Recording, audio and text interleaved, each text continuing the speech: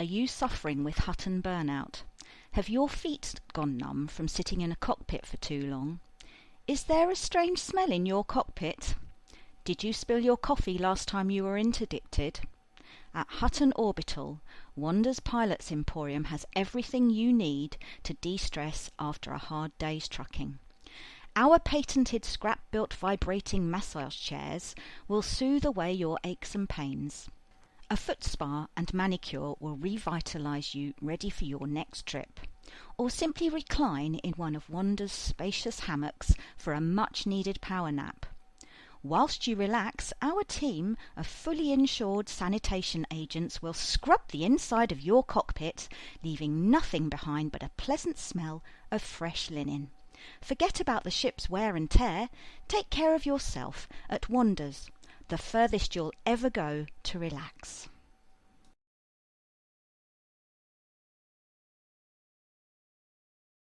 Four, three, two, one, engage. Somewhere outside the orbital, there's a small shape drifting. It beeps eagerly.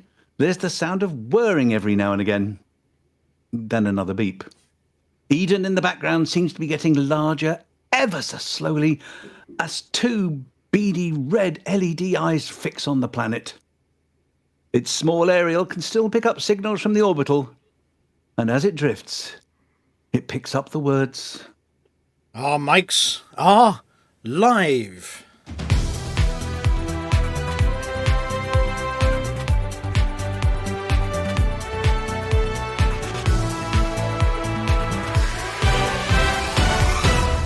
Good evening, everyone, and welcome to Hutton Orbital. I'm your host for the evening, Rudolf Harker. I'm also your host for the evening, and I'm Harry Balzac. I'm Wilma Fingerdew, and I was wondering, why was there so much trash in the hallway on the way here? I mean, I know this is Hutton, and it has a certain style, but there were crumbs everywhere. And tyre tracks. I definitely saw tyre tracks. I'm Mia Harkness. And what's with all the security teams running around with handheld sensors? Oh, I'm Wang Kerr. You'll all find out what's going on in a minute. That's why we've got headlines. I'm Norma Snockers, and this is the news. Robots go rogue as Hutton hunts for a bad sucker. It appears as if 1 is the magic number. It's win-win as Hutton gets stuck in. Finally, it all adds up. No ID, then you're not welcome. You've been told not to run with scissors, but dangerous cutting tools, that's a different matter. It's time to push the Hutton button. And I'm pushing the boat out with all this week's expeditions.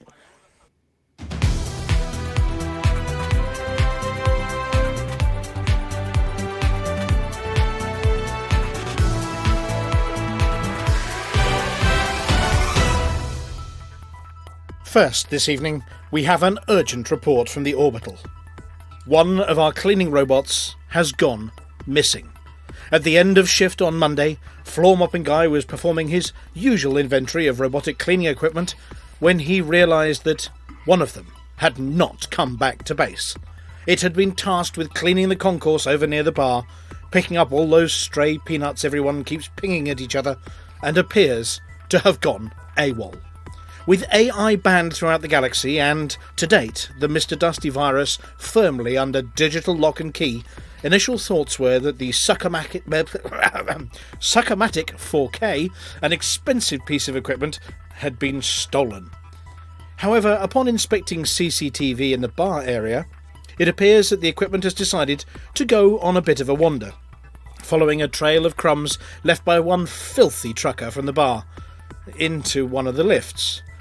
it appears to have headed down to the hangar deck and, finding all manner of detritus and being out of range of the return to base signal, started cleaning down there too.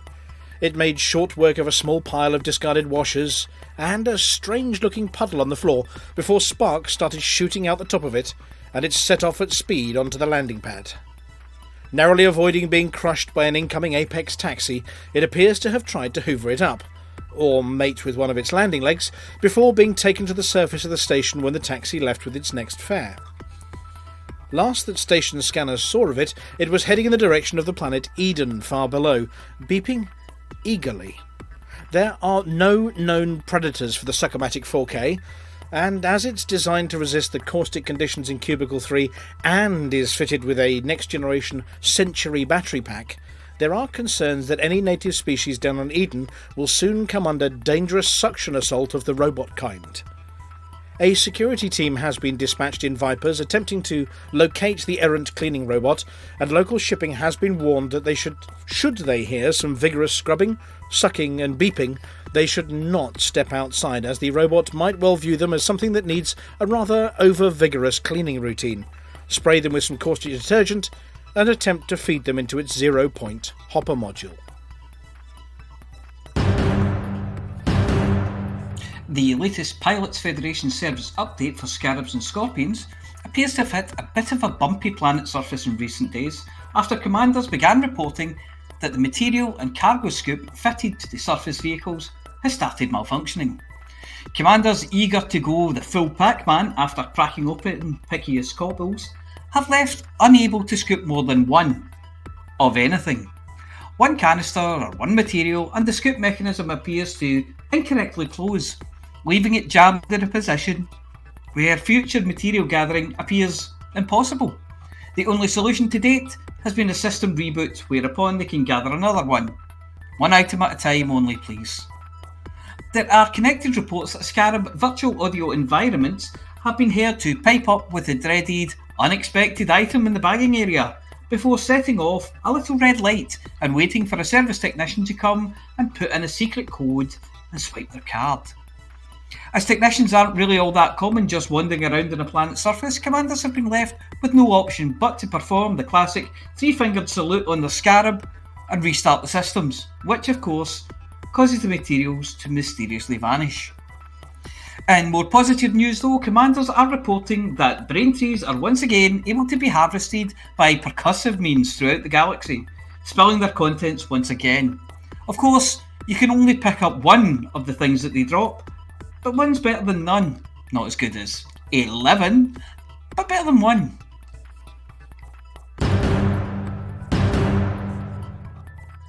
As war trundles on throughout Paladin space, truckers have been hard at work helping defend system after system from the marauding EGU, who are continuing to use rotten means to cause yet more wars. And this week, not even in support of their own faction. They've bribed, conned, and generally persuaded NPC factions throughout Paladin space to attempt to take over systems. And we counted no fewer than 7 separate wars in the last week alone. Current score is 6 to the Paladins and 1 to the EGU, which is yet another loss for the EGU. Their propaganda machine has gone into full swing, dedicating their single win in an uncontested war in an unwanted system as a mighty victory. They've attempted to send an ultimatum to the Paladins, but it managed to get lost in the post. Congratulations to the Hutton truckers on gaining so many combat ranks in the last week and keeping the enemy at bay. Key systems of Sugravik, Left 37, that's LFT 37, and Nabatean appear as safe as houses at the moment though. They're absolutely sure that the EGU will be helping us rank ourselves silly, at least in martial terms. Yes, martial. Don't do what I did earlier and read that as marital, as that puts a whole different spin on things. Rumours are that the enemy is attempting to lose again in Sugravik and Nabatean. We're not sure they've got the message yet, but are sure to be congratulating themselves silly, whilst Allied forces defend both those systems.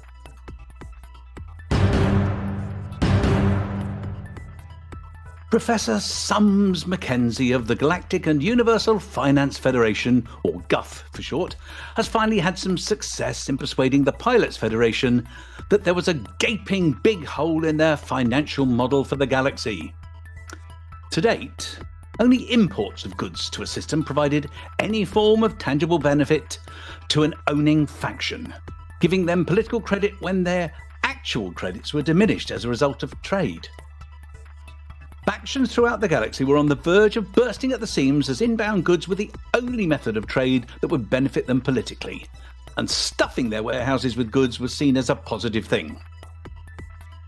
Sums and the GUF pointed out that people buying things produced in system was a far more effective way of helping out your chosen faction, swelling their coffers and giving them plenty of money to spend on the important things, like holographic posters for the boulevard and the salary of the barman, as he wasn't able to make cash by trading in things and certainly isn't making any tips on his drink sales.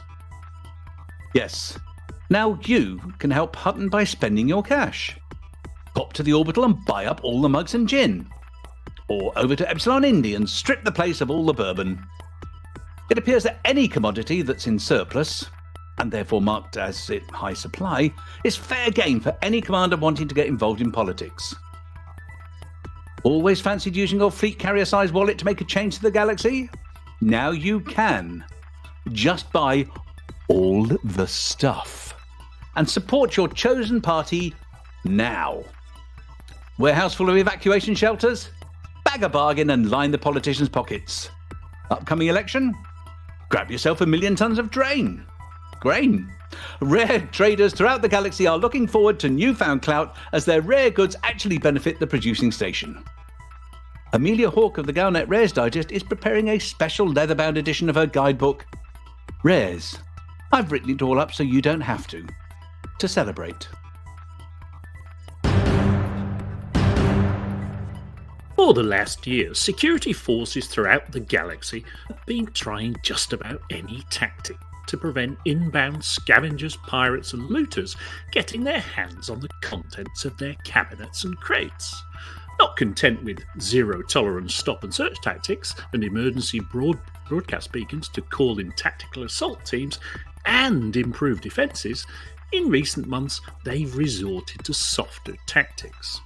In order to prevent the theft of keys and identities, they've packed suit systems into health monitors, and any settlement personnel rendered unconscious are now automatically taking their ID systems offline, preventing the theft of any security keys from anything but a living, breathing, walking and talking member of the settlement staff.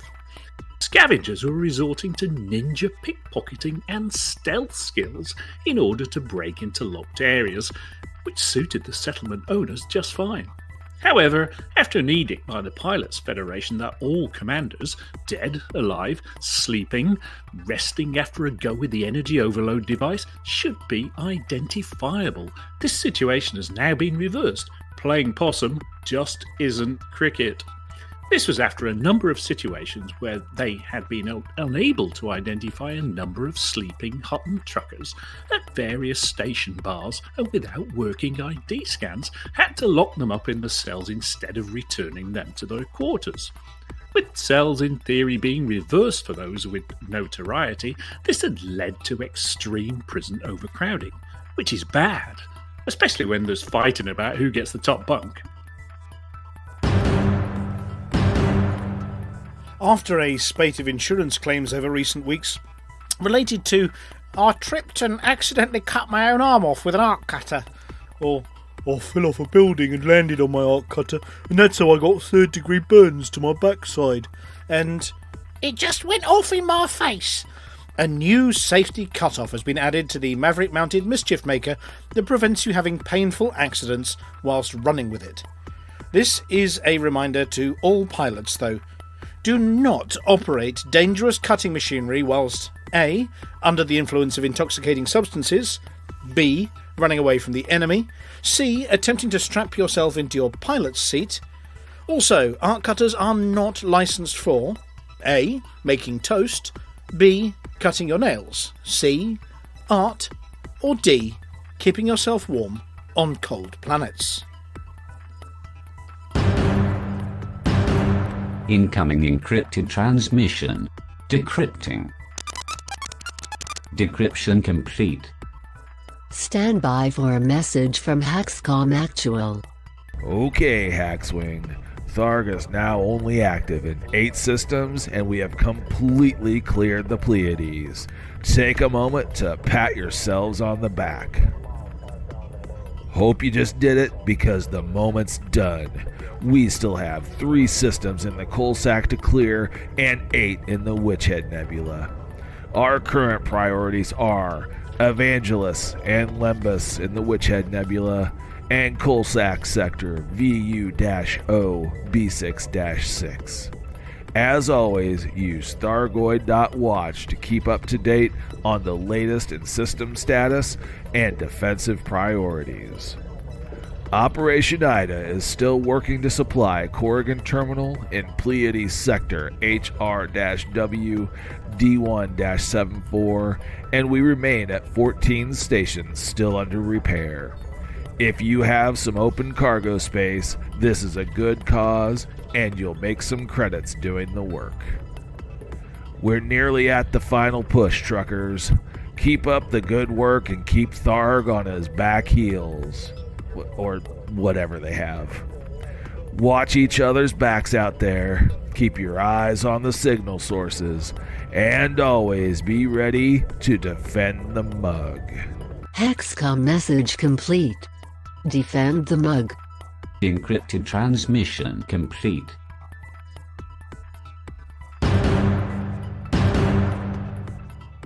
Through the sorcery that is computer stuff, Commander Intarius Fusion, techno wizard of the Hutton Helper, has connectified a feed from the main panel display in the Hutton Master Control Situation Room here at the Orbital to the Hutton Helper.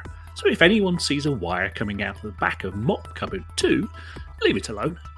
If you click on the second Hutton button in the Hutton Helper, the thing that looks like a pie, because we all know that you like pie, it will open up the tactical display on your very own terminal. Yes, you can all do it now, no need to wait. Yes, that's it. Further, click at the top of the Inf for Influence column, and it will sort the systems in order from basket case to overachiever, and even the other way around. Even more, click on a system and it will tell you all sorts of stuff. Hang on, does this mean I'm going to be redundant? I need to call my shop steward. Last week's problem systems, Epsilon Eridani and Ross 671, have managed to drag themselves into the comfort zone that is the low 40s. So, thanks to the industrious truckers that made that happen. Barnard Star has resumed its rightful spot, propping up the bottom of the table on 33, and it's joined this week by LP 245-10. In Barnard Star, a war has just ended and a civil war is tying up a quarter of the influence, and 10th Fleet are only 9 points behind Hutton, to which we should keep an eye open for an opportunity. Montgomery Python assures me that LP 245-10's very convincing impersonation of a falling brick on a high G planet is nothing to worry about, and we should all just move along as there's nothing to see. In Wolf 562, we continue to make good progress in reeling in Wolf 562 Inc., who are the controlling faction in the system, the gap now being only 17 points. The observant amongst you will have seen that Hutton expanded into some dump earlier in the week. Which one is it this time? Oh, come on, I can't be expected to remember them all. It's like the names of people you meet on holiday. Oh, yes! LHS 6028, which is a contrail system, and we just don't want to be there. The keener-eyed of the observant ones may also have noticed that despite being at war for most of the week, neither side have managed to score a point. If anyone would like to pop over there to score an own goal against Hutton and fight for Pethis Purple Fortune Corp, feel free, you have our blessing. At the overachieving end of the Hutton Systems League, we have only 4 systems above 60% and none above 70. Sorry, I've just pinched myself. Keep exercise and restraint over the other systems that get out of hand, and please don't run missions and dump data into systems that are above 60%. And keep monitoring the usual channels for more expansion news. Priorities this week are, if you want to truck something, boost Hutton influence in Wolf 562 and Barnard Star. If you want to shoot something, you could join Operation Breastplate 3, 4, 6, and fight for the Paladins.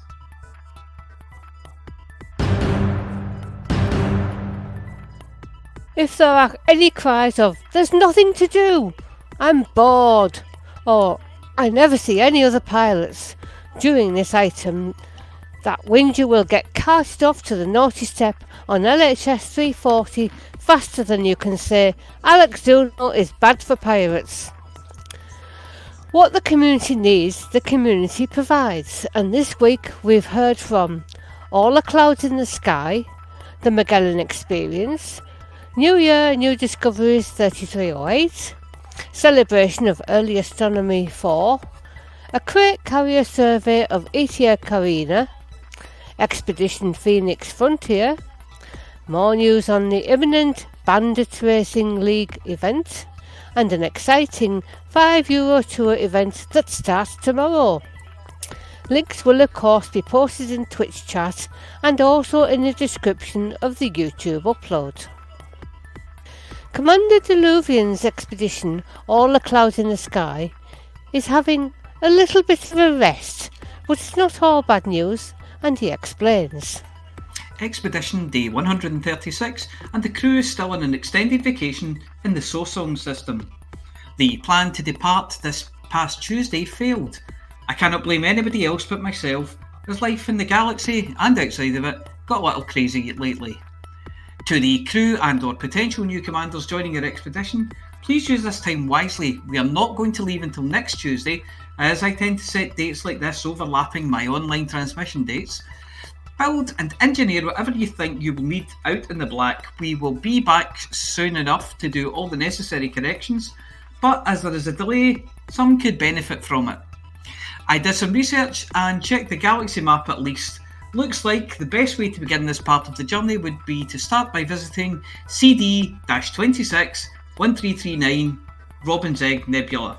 From there, we might move towards Eskimo, and then we would be almost at the Witch Head, the entry point to the big cluster of nebulae in the Orion complex.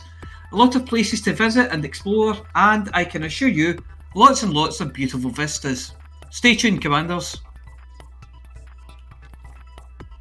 The Magellan Experience is reaching a turning point, as Commander Richard Fluinez tells us. The expedition has arrived at waypoint 12 and its initial namesake destination, Magellan Star. We gathered on a landable planet with carbon dioxide atmosphere and celebrated like Magellan on our arrival at the halfway point through our route.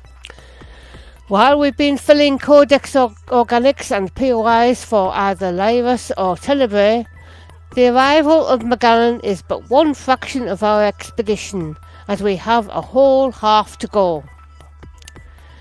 The next half will have us in the void, crossing the arm gap to Hawkins Gap, a relatively unexplored, extremely big area that has just been visited near ETA Carina, the Project Destiny and the Guardian Ruins. More discoveries will come as we triumphantly complete the experience. For all commanders, thank you for joining the experience, and be prepared for the last half, which will be equally interesting as the first. New Year, New Discoveries 3308, which offers armchair explorers a fleet carrier equipped trip to the core and back, is still seeing people across the starting line. Commanders Arborich and Luna Sidhara say they've been busy finding Earth legs, binaries and fancy stars, but not too busy to photograph yet another mass launch. We're expecting shenanigans next week though.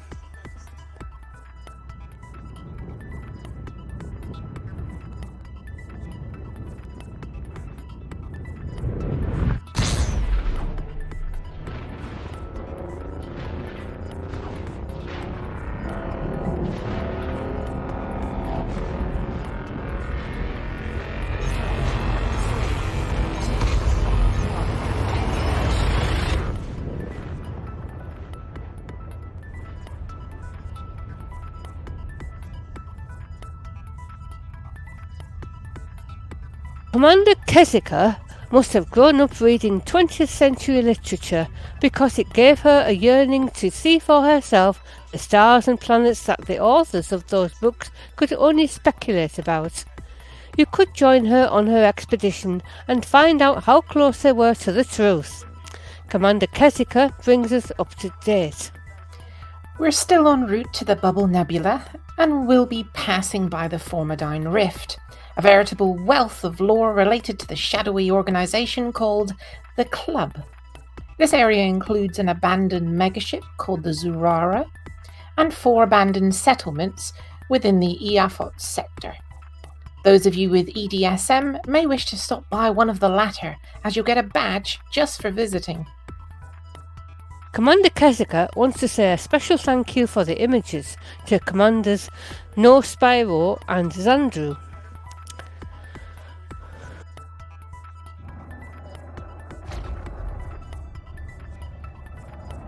This video is from the second time slot of their Leg 2 launch party.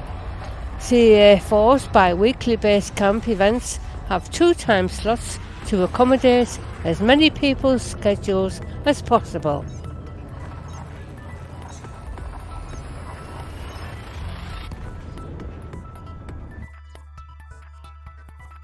Commander I Am Nickman, the captain of the fleet carrier FGS Glorious Walls, has an organiser of the expedition he's named a Krait carrier survey of ETA Carina, has been busy with his holocam and sends us this essay named What I Did on My Holidays.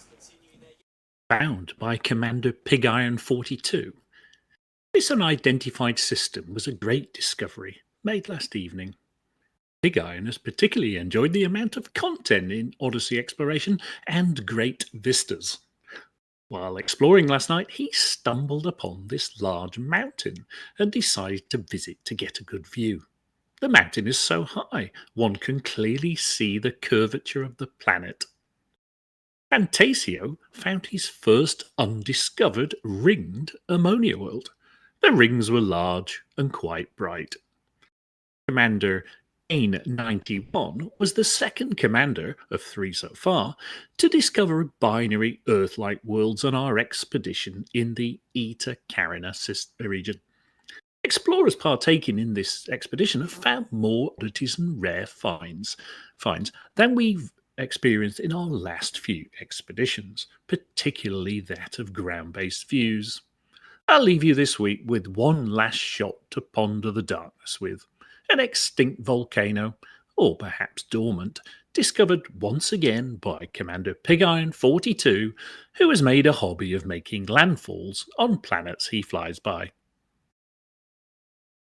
News now of an expedition that we've only just heard about, even though it actually departed on January the 8th. Never mind, it's never too late to catch up. Although the organiser is a hotbox pilot, all are welcome. The expedition description says, this expedition is planned to help map undiscovered systems and lead explorers up the Orion arm of the Milky Way, paying visits to notable sites on our way back, such as Sagittarius A and Colonia. There will be no fleet carriers used on this expedition. Commander Content has been in touch and wants to say this. Expedition Phoenix Frontier was originally an expedition to take a different route to Colonia. However, exploring can get lonely, so I gathered up Commander Nadel and Commander Cohorn to help make an expedition to lead the way for other expeditions, a frontier of sorts. The expedition started January the 8th, where around 15 commanders set out from the Mammon system to map key destinations along the Orion galactic arm. 5 of these destinations will be reserved for future expeditions. And while Phoenix Frontier is set to come to an end on March the 6th, that will not be the true end, as when a phoenix dies, it rises the next day. Future expeditions are already being organised to get more detailed searches around the 5 destinations scouted on the original expedition. This is only the start of what's to come. With a reminder of the upcoming Bandit Racing League event, January 29th. Here's Commander DB Exterminator to tell us about it. Greetings, Commanders. there is still time to get registered for the Bandit Racing League's race on Saturday. Prizes are 50 million for the first runner to deliver their cargo and 15 million for the pirate with the large haul. To the pirate that manages to steal my cargo from me, 250 million. I'll be flying the Warhead again in this race, and prizes will be paid out from my fleet carrier, the War Daddy. Good luck and happy hunting, Commanders. And lastly this week, something for those of you who are looking to get smashed this weekend. That is, if you're going to be smashed into the surface of a planet. Commander Hunter and the €5 tours from the New Pilots Initiative are departing tomorrow, Friday, with the fleet carrier Casino and Resort from Malay, and will set sail for KOI 1701, the infamous 45G planet for fun, shenanigans and rebuys. Next week we expect to be adding coverage of the new adventure from Titan Contractors, so watch this space, if you see what I mean.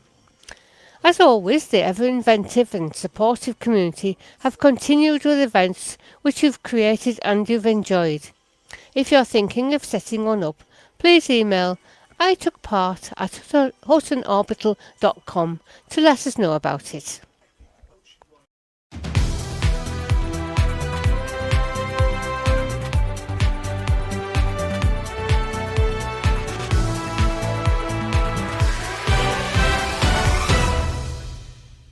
And we are back in the studio, and that was the set of news headlines and expeditions and everything from this week.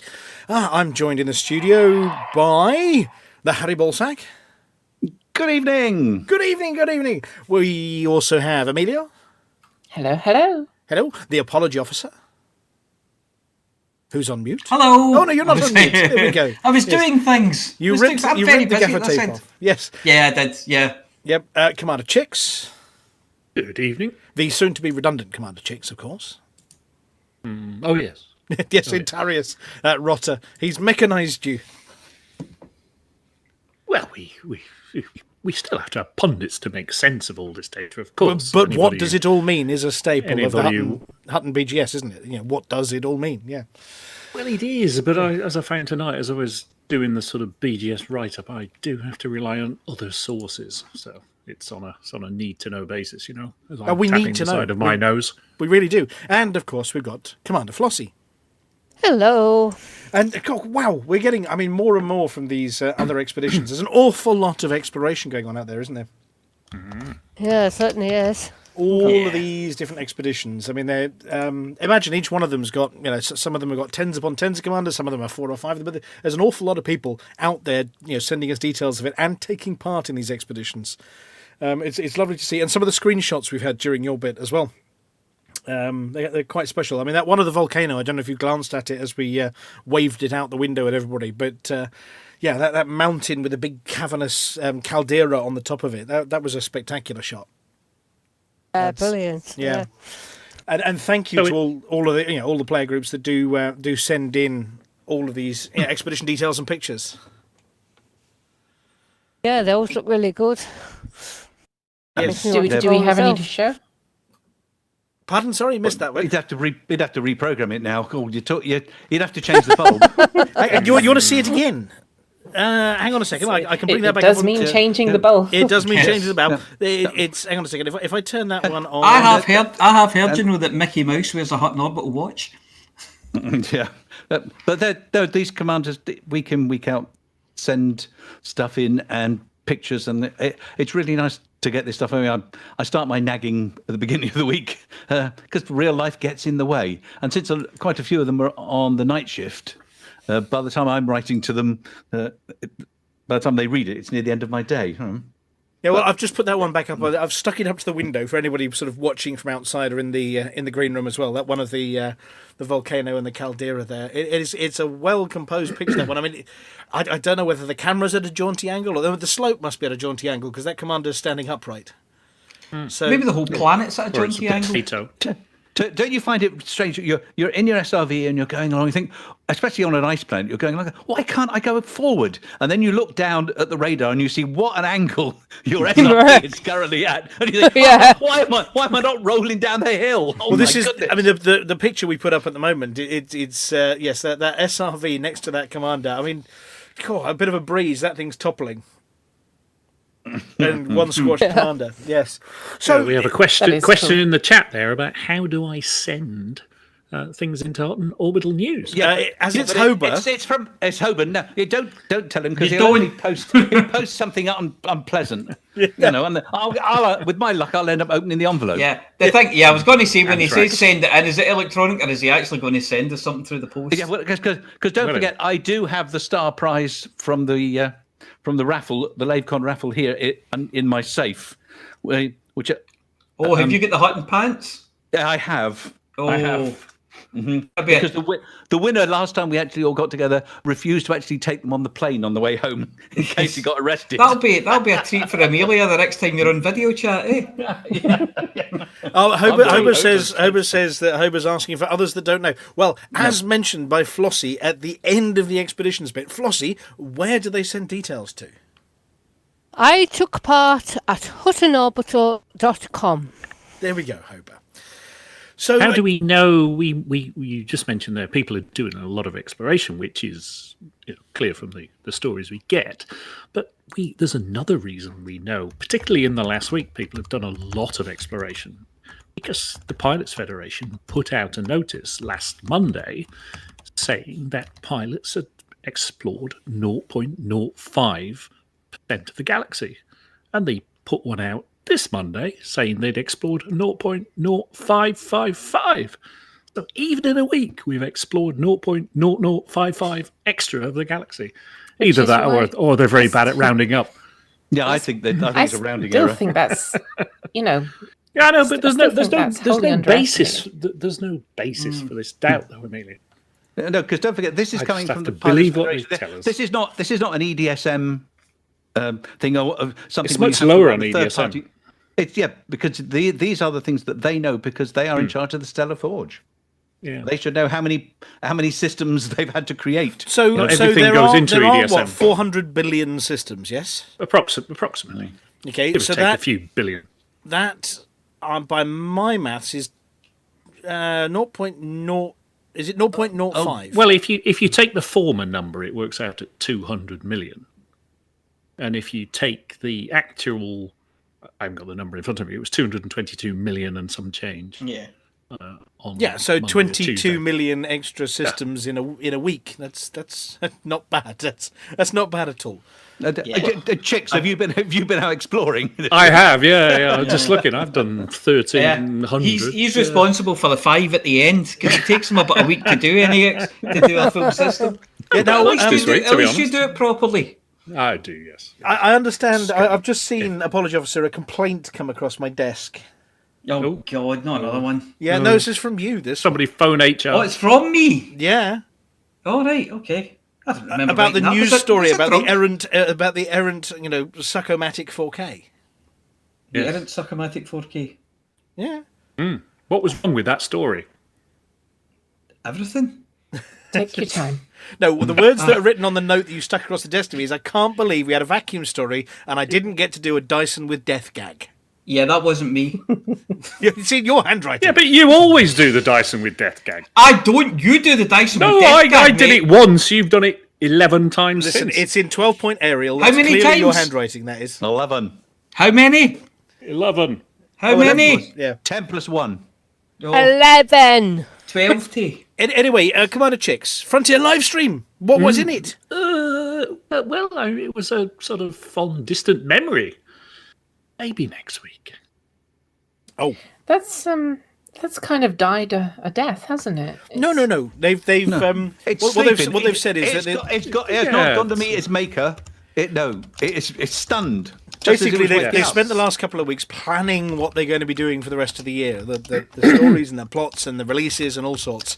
And the pilot of the PWAF has said yes, they've spent a bit of time planning their year and getting all their little ducks in a line. I quote, pink ducks. I don't know which planet's got pink ducks. Amelia, That's one of yours to investigate. I'm pretty sure the pink ducks are rare things. They are indeed.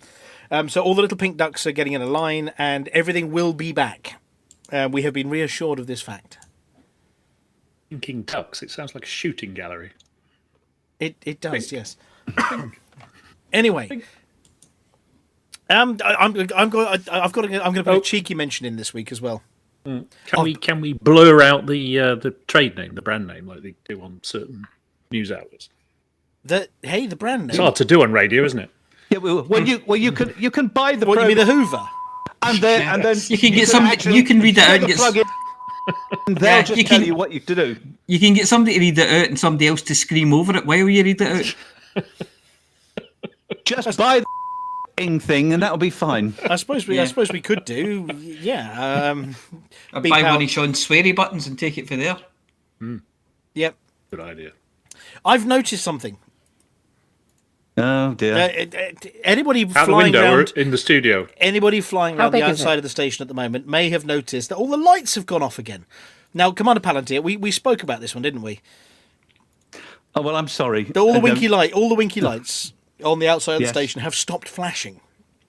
That means the Anaconda production line's jammed. Yeah. No, yours are flashing. I can see yours flashing. Mine are flashing. I'll get a broom handle. Yeah, I'll get yours are flashing. I'll get a broom handle. They're back on again. Oh, I can see landing pad one's just lit up. Yep. Is that it clear now? Is it clear now? All right, we're good. Anyway, it was a fucking broom handle's jammed. Oh, it's gone. The light's gone off. Hang on, somebody unplugged it. Right, I'm going to get. Is this going to be these ones where you go, oh, it's gone off? No, it's on again. It's winking. No, hang on, it's off. Yes. No, wait, it's back on again.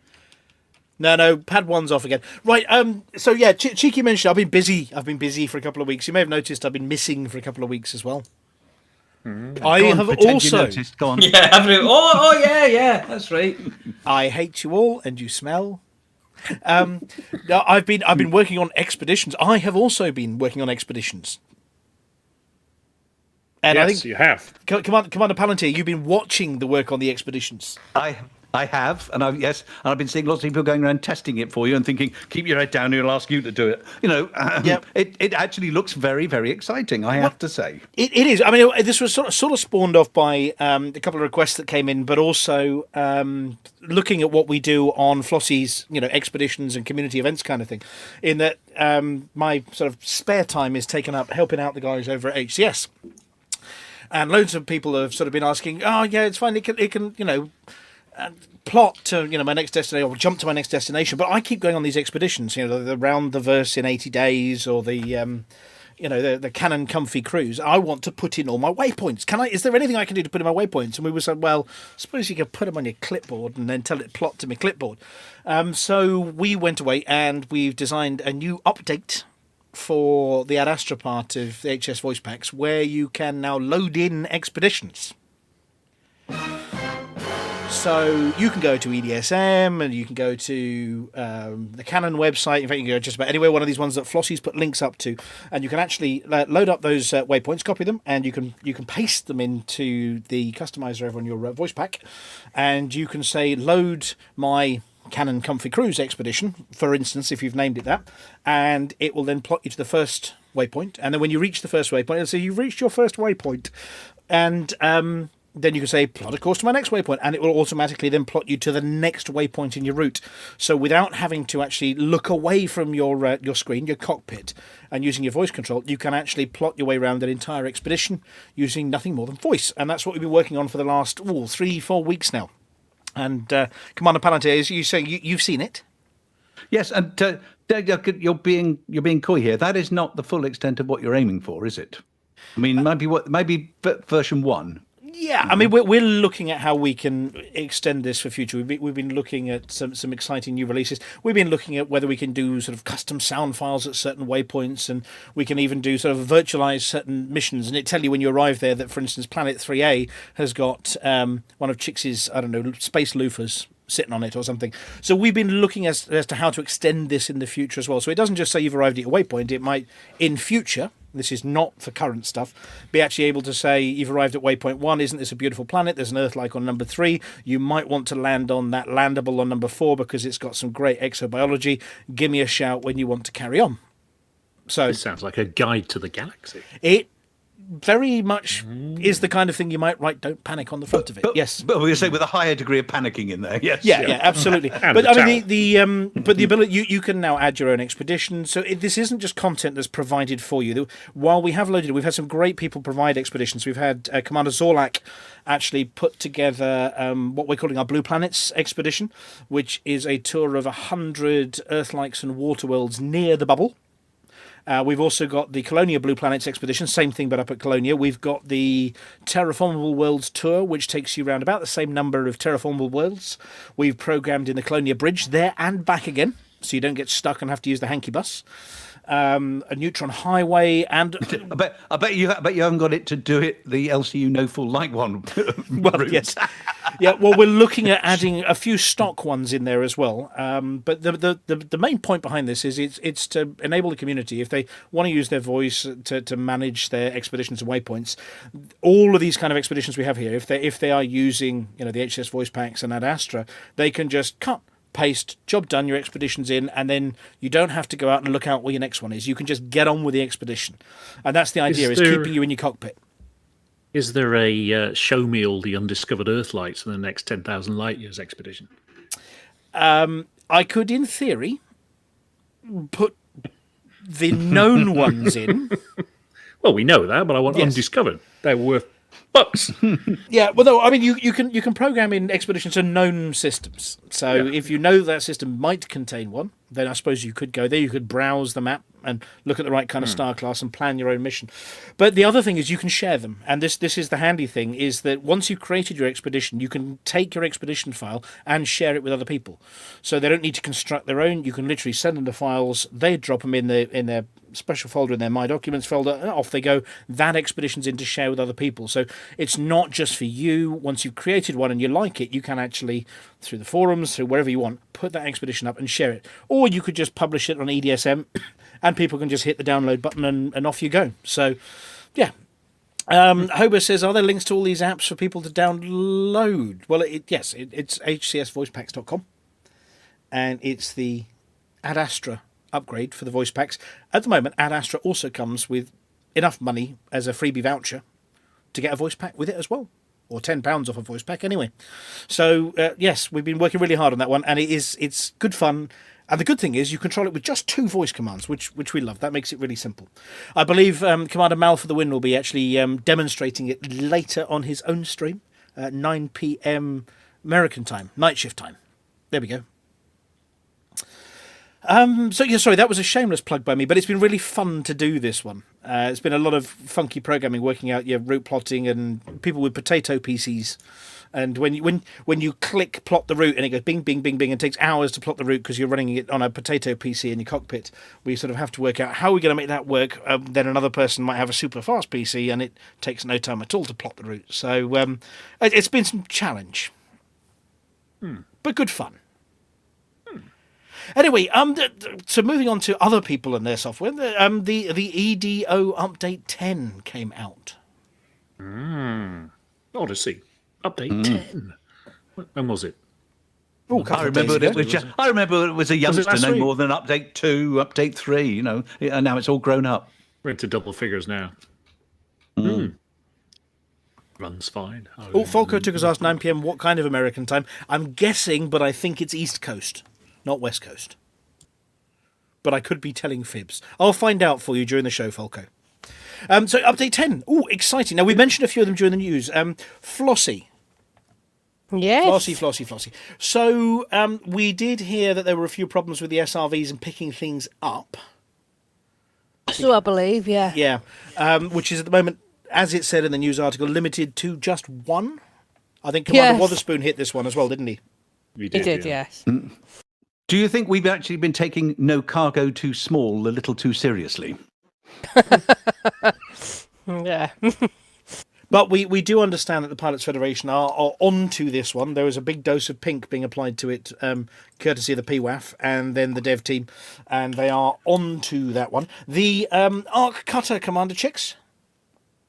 Yes. We did say don't run with it, but they put a safety latch on it now. Have they? Yes. It now won't do bad things if you run with an Arc Cutter in your hand. Did it do previously? It did very bad things, yes. Yeah. Never tried that. Yeah, you don't need to worry about it anymore. It's all solved. There was the one about the IDs, I think, Commander Palantir, scanning people for IDs. People who were resting, you couldn't scan them. You can. No, because they sort of disappeared when they were lying down. So I'm like sort of the ravenous bug bladder beast of trial corpse. You know, if I can't see you, you can't see me. Yeah, but that's been fixed. Yes. Now, there was a random spate of the settlement personnel deciding they were going to throw themselves onto the control consoles to stop you getting to control consoles when you were trying to scavenge a base.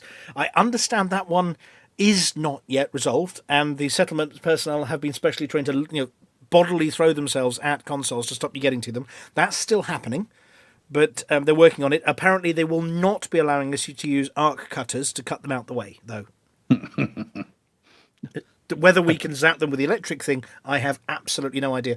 And Amelia, yeah. I mean, I know you've been dead busy authoring your special edition, Galactic Rares. I write them all up so you don't have to in leatherbound edition. Have you managed to get any flight time and look at any of these updates as well, or? I'm afraid I haven't. You no. haven't. Well, what else have we got? Oh, chicks, we've got one now, the trading one, as our BGS guru. Yes. So it's buying and selling now affects the BGS. So previously, obviously, when you brought items in, like you picked up a Hutton mug from Hutton and you flew it out to, a station somewhere 160 light years away and sold it. Whoever you sold it to got bonus Brucey points for their political faction. Yeah. It was always a weird one, that, wasn't it? Because the mantra was always do good things and good things happen. Well, it's buying and selling not good. All of a sudden he's like, is buying bad? No, but selling a mug to someone is always good. Yeah, exactly. So, but that's the only thing. Passing on the benevolence of the mug, yes, is I never really understood why it wasn't that way before. I mean, obviously it wasn't, but I never understood the logic behind making it that way. You shouldn't sell the mugs. They need to be earned. They need to be hoarded on your fleet or thrown at Thargoids or into black holes or things. Save the mug for a rainy day. Yes. So buying things now has a positive effect. So of course, if I'm not going to mention the words credit sink anywhere, but hey, if you were to sit at a station and sit there and buy 2 million tons of grain, it would have a positive effect on that faction at 50 credits a ton or whatever grain goes for these days. Is that a T9 with like a roof rack? Well, it's a T9 with a big lever on the side to eject it, or I suppose you could go to a waiting fleet carrier if you were being ethical about these things and not littering.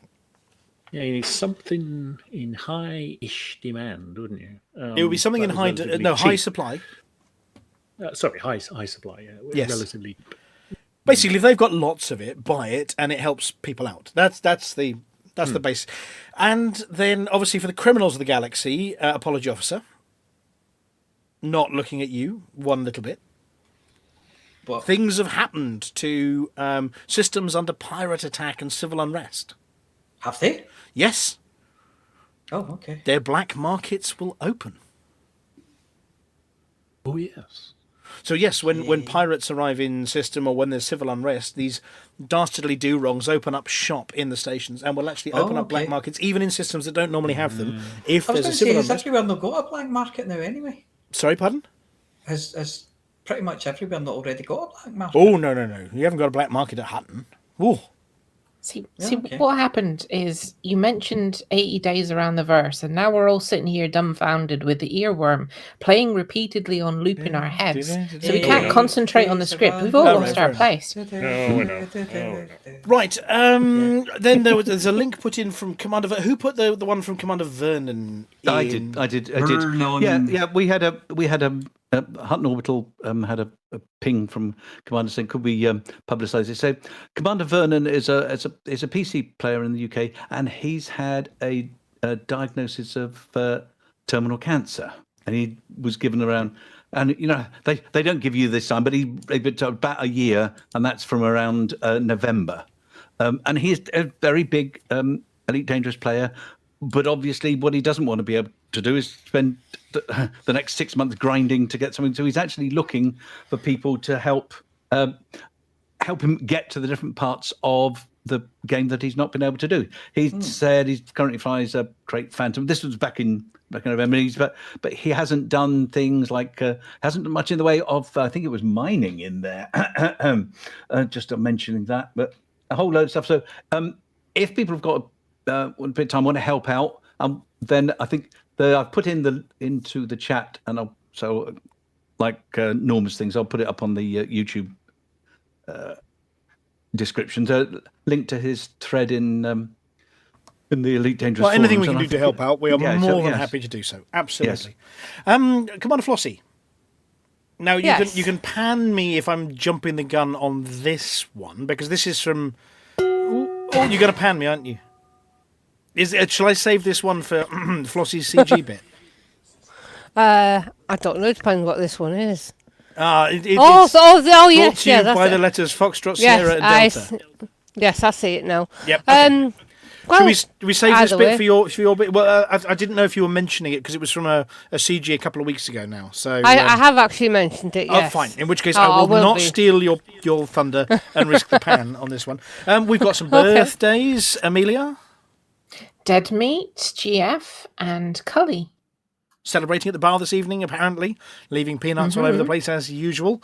Many happy returns to Dead Meat GF and Commander Cully from the entire team. It will be Palantir's turn on. We're going to do this song? We will do. Not quite. Yeah. Palantir's turn on Saturday. Yeah. And I'll be 65 and I don't even get a frigging bus pass. Are you only 65? Oh. Yeah, bastard. You utter little scrawny little bastard. I'm a bastard. That's the silver person's version of I'm only 39. I'm only 21. And always will be.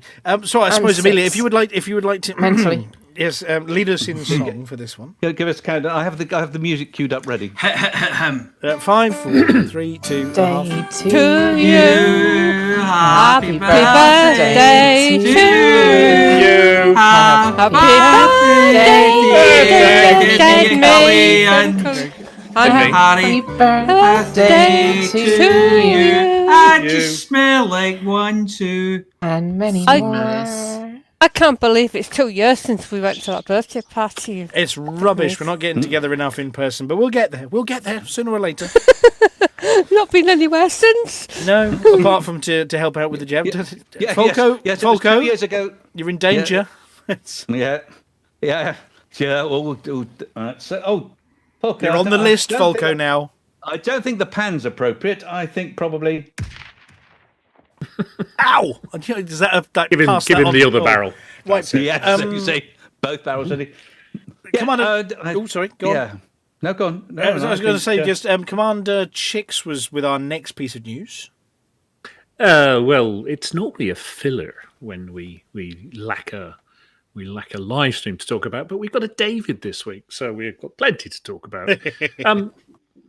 So our usual filler, which is the James Webb Space Telescope, there'll be no more cries from the back seat of the James Webb going, "Oh, we're nearly there yet," because James Webb arrived during the week, so it's now it did its mid-course correction burn 2.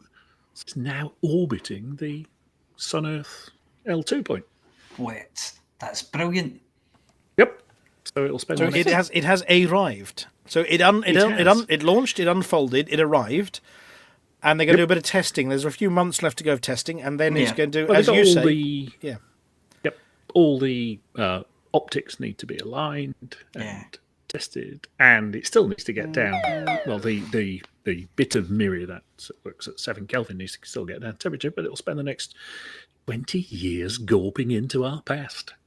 Which that's fantastic. How many of us can stand that? No! Don't look into my past. It's not safe. Yeah. God, there wasn't social media when I was a kid. Yeah. Well, if it's only going back 20 years, I'm pretty safe. Most of mine's still safe.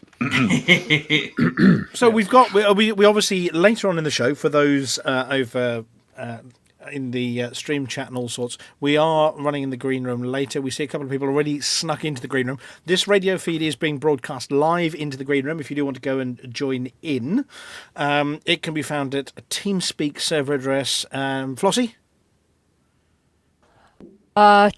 ts.forthemug.com. ts.forthemug.com, yes.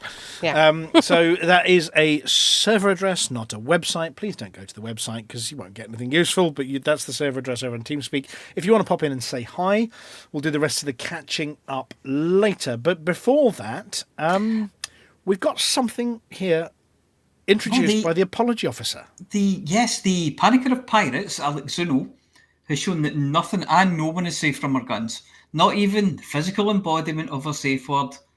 Here's a short video showing what happened when Aleks meets the Aardvark. Aardvark! Aardvark!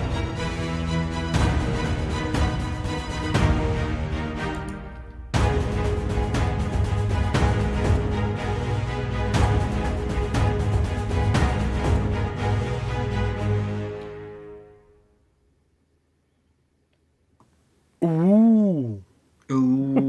And for those of you listening in black and white, what just happened on the screen? Well, I can't believe they did that. That was the Aardvark. They found the Aardvark. Yeah, well, I guess that's it for the Aardvark. They killed the Aardvark. Yeah.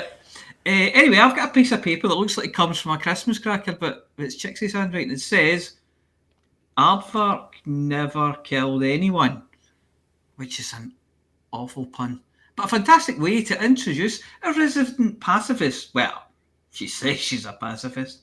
It's Flossy with the CG News.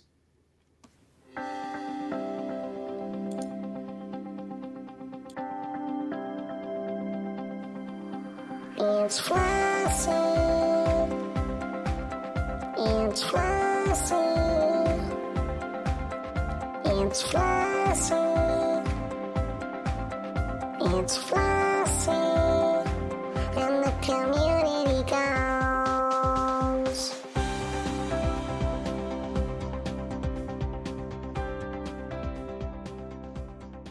Hello, Flossy here with this week's Community Goals News. There were no CGs last week, but the FSD rewards from the recent Colonia Bridge CG have now been distributed to participants reaching top 75% or higher, with a little sticky note attached to it to saying not to try modifying them just yet. And all the stations, I believe, are now in place along the Colonia Highway bridge thing. Now, this week's new CGs, 27th of January to 3rd of February. Defend Sirius Corporation in Riort or Fight for Riort Mining Coalition. The Riort Mining Coalition has declared its intent to remove Sirius Corporation presence from its home system. The megaship Chariot of Rhea arrived in Riort as part of Sirius Corporation's new role as the Alliance's strategic defence partner. But the system's controlling faction ordered it to withdraw. The megaship's non-compliance has resulted in skirmishes targeting Sirius forces. Captain Delphina Domingue of Sirius Navy, who commands the Chariot of Rhea, released a statement. Our presence is authorised by the military contract between Sirius Corporation and the Alliance Defence Force. If local forces continue to attack, we will have no option but to defend our assets. Fergus Cassidy, CEO of the Riort Mining Coalition, announced, "We fully support Councillor Kane's position that Sirius Corporation is operating illegally under Alliance law. Therefore, we will defend our territory from this aggressive foreign entity." The fighting is not believed to have reached surface level, and it's expected to remain a ship-based conflict.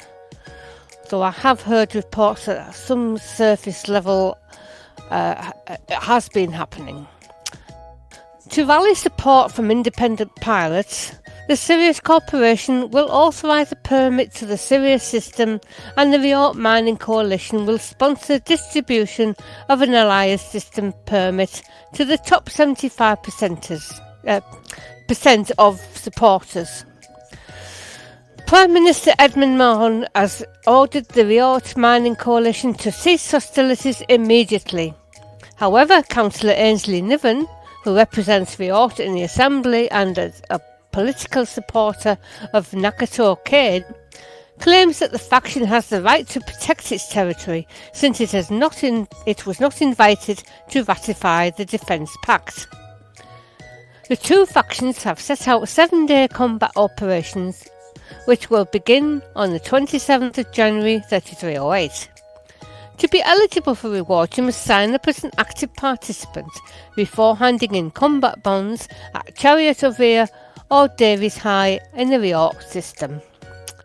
And that's it for this week's CG News. Flossy told you what to do. Thank you, Flossy. Well, notes attached to the FSD rewards saying not to try modifying them yet. That sounds ominous. Anyway, we've got a special extra item this week which should upset poetry lovers and poetry haters alike, and is very appropriate since Tuesday was Burns Night.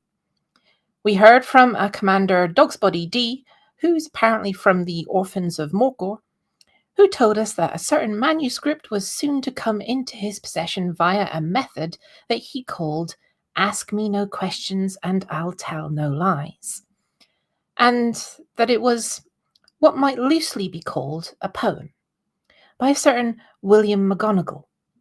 Commander Dogsbody expected to make a killing at his nearest black market, for items written by the poet, who died in 1902, are valuable these days, despite their almost entire lack of artistic merit.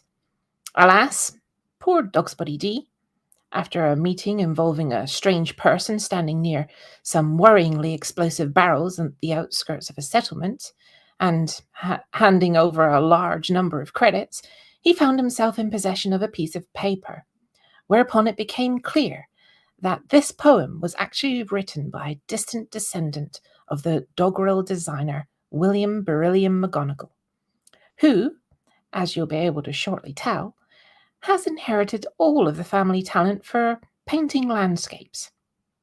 Sit back, stroke your haggis, put your feet up on your neeps and tatties, and listen to the apology officer reading The Bridge of the Colonia Way.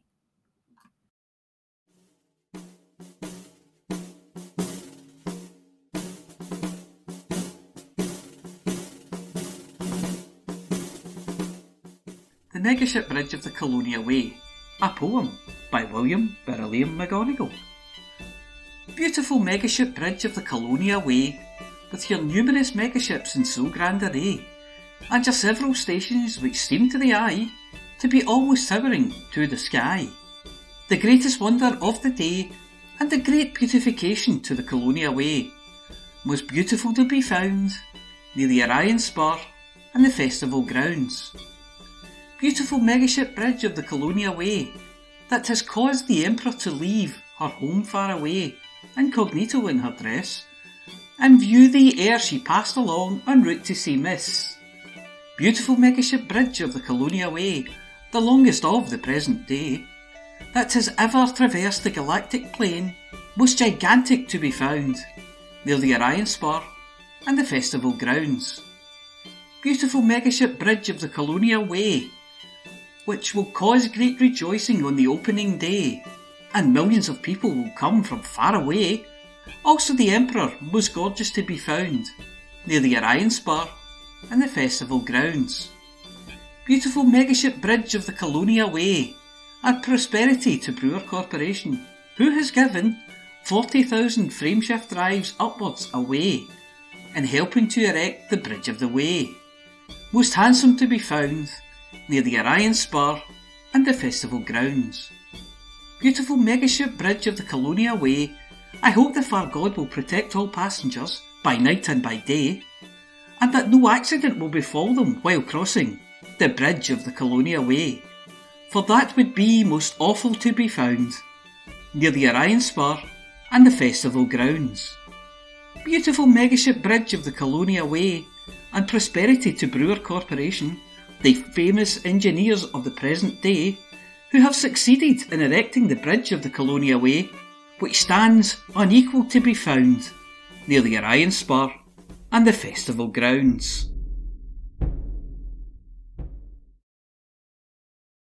Thank you, Mia. That was both weird and wonderful, which is coincidentally how we refer to Beetlejuice and Wotherspoon, except the other way round, of course. I'll leave you to think about that as the pair rummage around the dark recesses of the fluff and sticky toffee that you lost months ago filled trouser pocket that is the Galnet News Digest.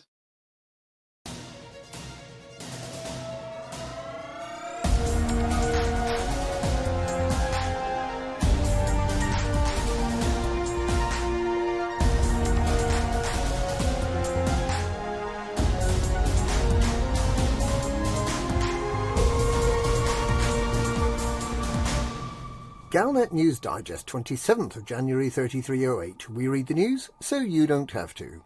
In this week's news, the Alexandria megaship has been found. President Hudson is set to propose new security measures. Riort stands up for the old worlds against Sirius Navy. And Emperor Arissa sends a message from her hiding place.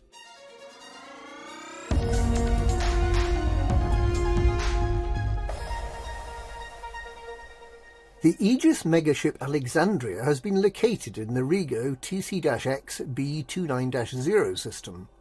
The ship has broken into several parts and there are no signs of any survivors. Logs recovered from the scene indicate that the megaship was sabotaged into a misjump, and that some unknown person known as the Witch wanted the Guardian artifacts from the megaship apparently to attract Thargoids. Quite why anyone would want to attract Thargoids is a mystery, but the theft was ruthless, with all 4,000 crew killed or left to starve.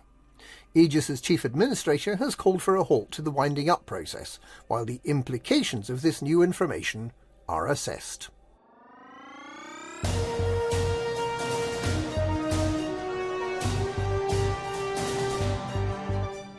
President Hudson has said that he plans a full programme of measures to protect the safety of the people of the Federation. Looking back to 3307, Hudson hailed the success of the Proactive Detection Bureau, which allowed a corporatist rebellion to be nipped in the bud, and the Federation's part in the Affiliated Counter-Terrorism Unit, which helped defeat the NMLA. Looking to the future, Hudson highlighted the war against the Thargoids as a particular concern. Faced with the risk that the Thargoids might strike again at any moment, Hudson will prioritise creating a federal anti-Xeno task force to replace Aegis. He did not mention the relocation of Aegis research personnel to Mars, which some believe may attract Thargoids to investigate the federal capital. Hudson also expressed his concern over internal power struggles within the Empire and the Alliance. The head of the federal opposition, Shadow President Winters, chose to highlight Hudson's recent failings, including the backlash against the Proactive Detection Bureau, which resulted in more than 60 systems leaving the Federation, Hudson's unsuccessful attempt to capture Rogue Admiral Yuri Grom, which resulted in the loss of a federal megaship, and the imprisonment of Hudson's close personal friend, Fleet Admiral Vincent, for the attempted assassination of President Halsey and for the destruction of Starship One. Winters concluded that on Hudson's watch, the Federation has never been weaker or less secure.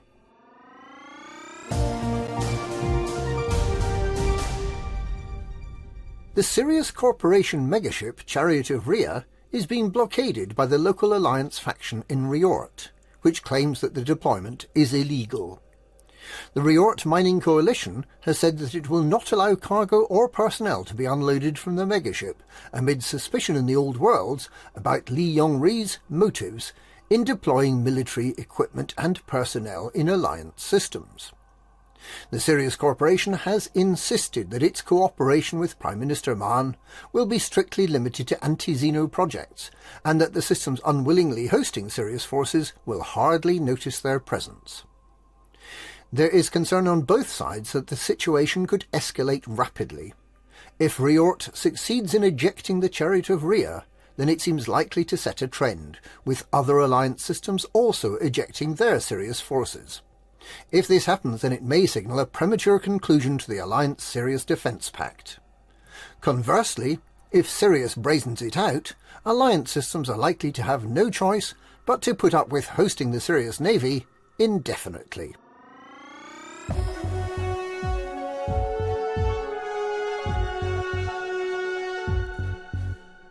A personal message from Emperor Arissa appears to give Imperial intelligence the all-clear, after allegations that the Empire spooks had been secretly assisting Neo-Marlinist terrorists. The message, which is believed to have been delivered to the Senate by Chancellor Anders Blaine, was broadcast on all news channels as evidence that the Emperor is well and in good spirits. The Emperor has not attended any public events for a year, with her last large-scale event the funeral of Prince Harold Duval. In her message, the Emperor says she was advised to go into hiding by Imperial intelligence when they became aware of a credible assassination risk. She says she's remained in constant contact with the Senate while she's been in hiding, but assures the people of the Empire that as soon as Imperial intelligence has eliminated all NMLA sympathisers in the Imperial government, she'll return to public life. Responding to the message, Princess Aisling Duval made it clear that she will continue to have concerns for the safety of the Emperor until Her Royal Highness puts in a public appearance. She said she'd be delighted to host a reception for the Emperor in Semias, if Arissa would do her the honour of attending in person. It's unclear whether the message from the Emperor is genuine, or indeed whether it was written under duress. It's also unclear whether the Emperor is in hiding of her own free will. Princess Aisling's call for the Emperor to show herself in public is likely to be repeated, as concerns over the Imperial head of government continue to grow. And that's this week's Galnet News. Galnet News, we read the news so you don't have to.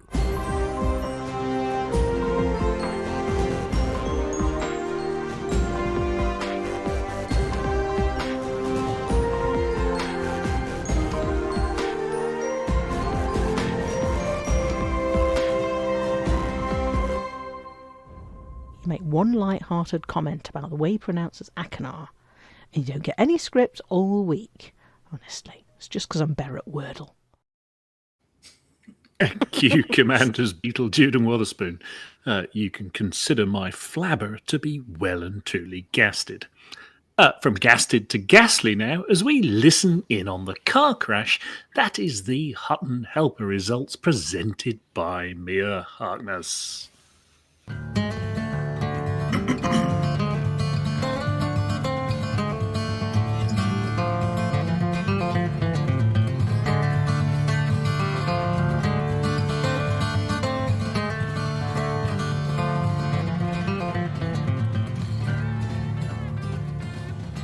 Welcome to the Hutton Helper results. The Hutton Helper results are sponsored by the Hutton Helper, the only third-party resource to come with a free druthy, because you never know.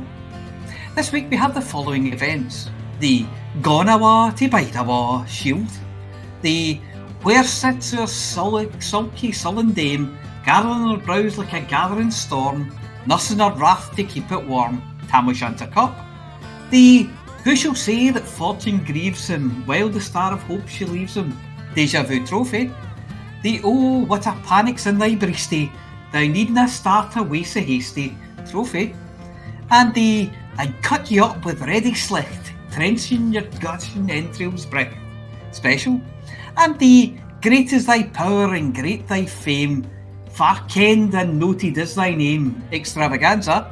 So, may your Timmery's beasties eye be sleek it, fair fire on his sonsy face, and may my curse upon your vermin stang.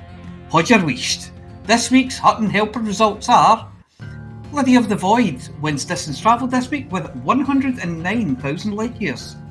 Light 027 sold 106,000 tonnes of goodies to come first in cargo sold.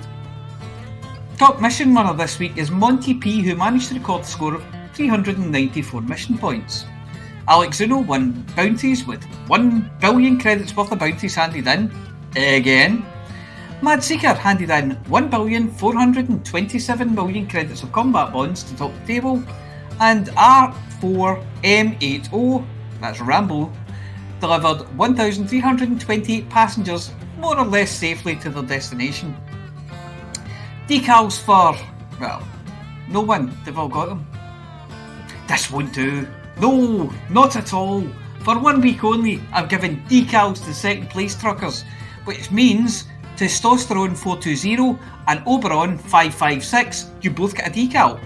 Please email huttonorbital.com and arrange to collect your Hutton decal kit, which this week consists of leftover neeps, a toast to the lassies, and the last of the tatty boggles. There were 2 Hutton runs this week. Janix did a run in 1 hour, 23 minutes and 6 seconds for 22nd place overall, and Wilfric recorded a time of 4 hours, 51 minutes and 21 seconds for 610th place. Well, it's not all about being fast, is it? Maybe he stopped off for lunch. A long lunch. And a nap. Anyway, are you at a loose end now that Update 10 has come and gone? Do you miss the P-Waff, Captain Beard, Steak Garrido and Zach? Well, we all do. But it doesn't have to be all moping. I said moping, we already have a guy for mopping. You could make a start and have the place all tidy and shipshape for them getting back. And I'll tell you how. Just go to hot.forthemug.com and download or sign up for the all-new Hutton Helper before going outside and stretching your hurdies. Let's face it, anything has to be better than reciting a William Topaz McGonagall poem at a burn supper. Well, that's it for this week. Back to Studio 5.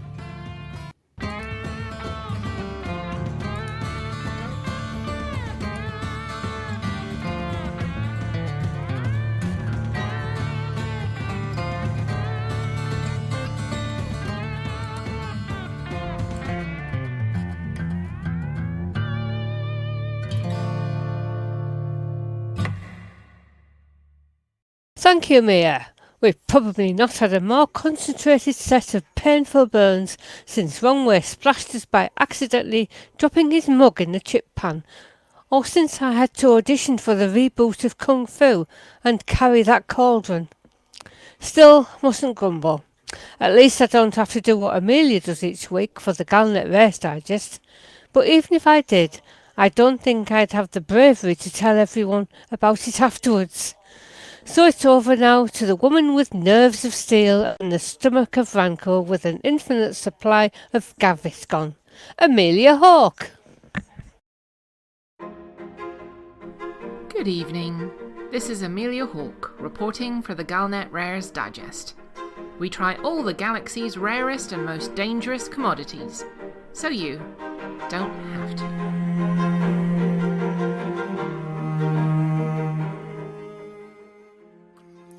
We've all been there, on holiday in some tropical location. You've spent the day lounging by the pool, sipping a glass of Centauri Mega Gin and Tonic, and you retire to your room, turn the light out, and try to get some rest before another busy day of doing very little at all. Then, out of the corner of one ear you hear it, a faint buzzing, humming noise, and your skin starts to itch in anticipation. Then, a short, sharp pinprick. Next thing you know, you're itching even more, and you're swelling where you scratch. Then another, and another. If only you'd slung one of those nets over your bed, or lit a little citronella candle, or eaten Marmite. Yes, you've been attacked by the common or garden mosquito, and yes, you've woken up the next day looking like someone's been throwing small poison darts at you. You can't sit still. And what's more, on some Earth-likes, there's this sickness. Nothing too drastic, as modern medicine takes care of most of it, but you'll be out next to the pool the next day smelling of calamine lotion and seriously considering little turreted gun emplacements on the corners of your bed. Mosquitoes. To the modern holidaymaker, nothing more than an inconvenience. To the tens of millions of people ravaged by malaria in centuries gone by, a plague. As they do, Some bright spark had a cunning plan: weaponizing small biting insects. Of course, the first few trials were a little ineffective. Without actually luring your enemy into a tropical swamp wearing nothing but a pair of Bermuda shorts or a skimpy bikini, you had to resort to lobbing jars of the tiny, irritating, bitey critters at people, then running like mad and hoping that in a few days the enemy would be so itchy you'd have no trouble blasting them with your beam rifle. But, humans being humans, someone with a degree in evil and far too much time on their hands managed to come up with the solution. What if you could find deadly mosquitoes? Not deadly in a week or two, but deadly in seconds. And what's more, what if you could direct these mosquitoes at a target? Stand up, the scientists of the HIP 118311 system, which, as luck would have it, had just the right kind of small bitey insect, the kind that secretes a neurotoxin. Okay, so they're so small that one bite might give you a dead leg. 2 might make you go a little floppy. But 10, 100, that's it. Game over. Your heart would stop and you'd be stone cold within a very short time. For their next trick, they discovered a special formula of liquid which, when the creatures were allowed to lay their larvae in it, or for that matter drink some, made them hypersensitive to a particular frequency of electromagnetic radiation, the kind you could point a laser pen and the little monsters would swarm at. This week's rare is one of the most unpleasant in the galaxy. The HIP 118311 Swarm. It's a weapon contained in a single canister. Take it to the battlefield, get a sniper to paint a target on your enemy from the included gimbaled beam projector, open the specially sealed container, and then you hear the buzzing as the swarm streams in the direction of your enemy. When they get there, they enter a hungry frenzy, biting, burrowing, wriggling, and insinuating themselves insinuating themselves through to any piece of flesh they can find, and delivering their potent neurotoxin. It's just nasty. There are some drawbacks to this deeply unpleasant weapon. Open the can without painting your target first. Well, the swarm will see you as their target, and anyone near you, and anyone near them. What's more, they're only effective on atmospheric worlds, and only if your enemy doesn't have full covering of protective gear. Attacked by an angry mob of beekeepers? Well, it isn't going to work. Combat troops in full dominated gear? Not a hope. But for putting down a local farmer's uprising, or an angry-looking mob demanding to know why you're claiming that it wasn't a party, and you were just ambushed by a birthday cake, well, this is perfect. Of course, you want to avoid mirrored surfaces. There's nothing like launching your swarm, cackling with an evil glee, and then realizing that the beam's just reflected back onto Private Jones standing next to you, and that angry buzzing got quieter, but then suddenly much louder again shortly afterwards. Catching and breeding the HIP swarm is a dangerous job. Armored specialists head out into the planet with a giant vacuum cleaner and suck up as many as they can, placing them in jars full of the special solution. Or heavily dose a poor mammal with the solution and then let the mosquitoes feed just before being released. Either way, you'd better be sure you did that seal up properly on your suit, or you'll be floppier than month-old celery in no time. I went to HIP 118311 and looked at the production facility through some very thick glass and from behind some very well-sealed doors. And now, well, I'm feeling all itchy. I'm back off to my quarters, now feeling decidedly unnerved. This is Amelia Hawke reporting for the Galnet Rares Digest. I'm putting up netting, lighting a few candles, and investing in a tiny auto-defense network to go around my bed, so you don't have to. And can anyone hear buzzing?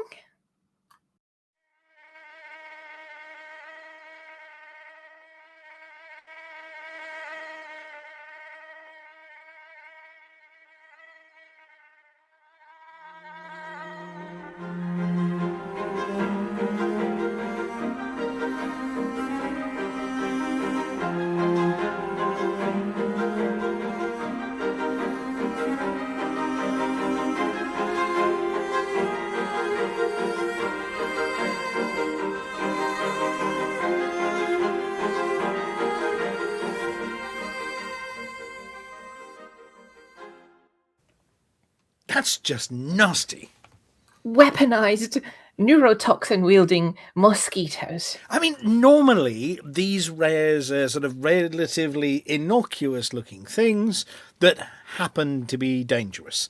This is the other way around. This is a really dangerous thing that... I mean, why would you sell this stuff? Why would you weaponize this stuff? Weaponizing mosquitoes. I mean, it's just... I mean... Because words fail me.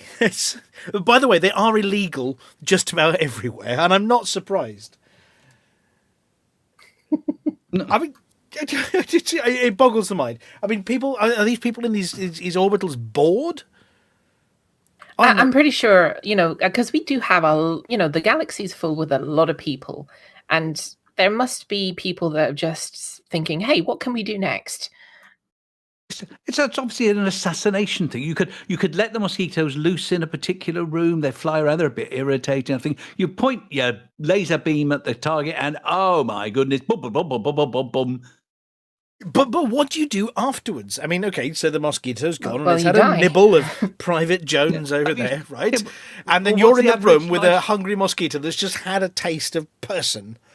I mean, you might as well just vaporize the room in the first place, because you're going to have to vaporize it afterwards because it's full of deadly mosquitoes. And what if they get in the air vents?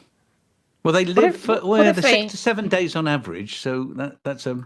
What if they become an invasive species on the planet that you release them on? I mean, that's complete, Armageddon territory. That's like all native life. That's it. 1 minute you're a space cow wandering around on plains of red grass, and next thing, some mosquitoes made your back legs go all floppy, and then the second one makes your, front legs go all floppy, and that's it. Game over. No more space cows.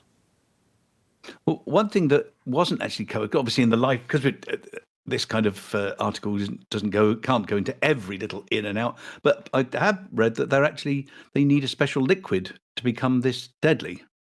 Well, the liquid is it makes them sensitive to the beam, the electromagnetic beams. So yeah, it's I suppose they wander around randomly jabbing people unless you direct them.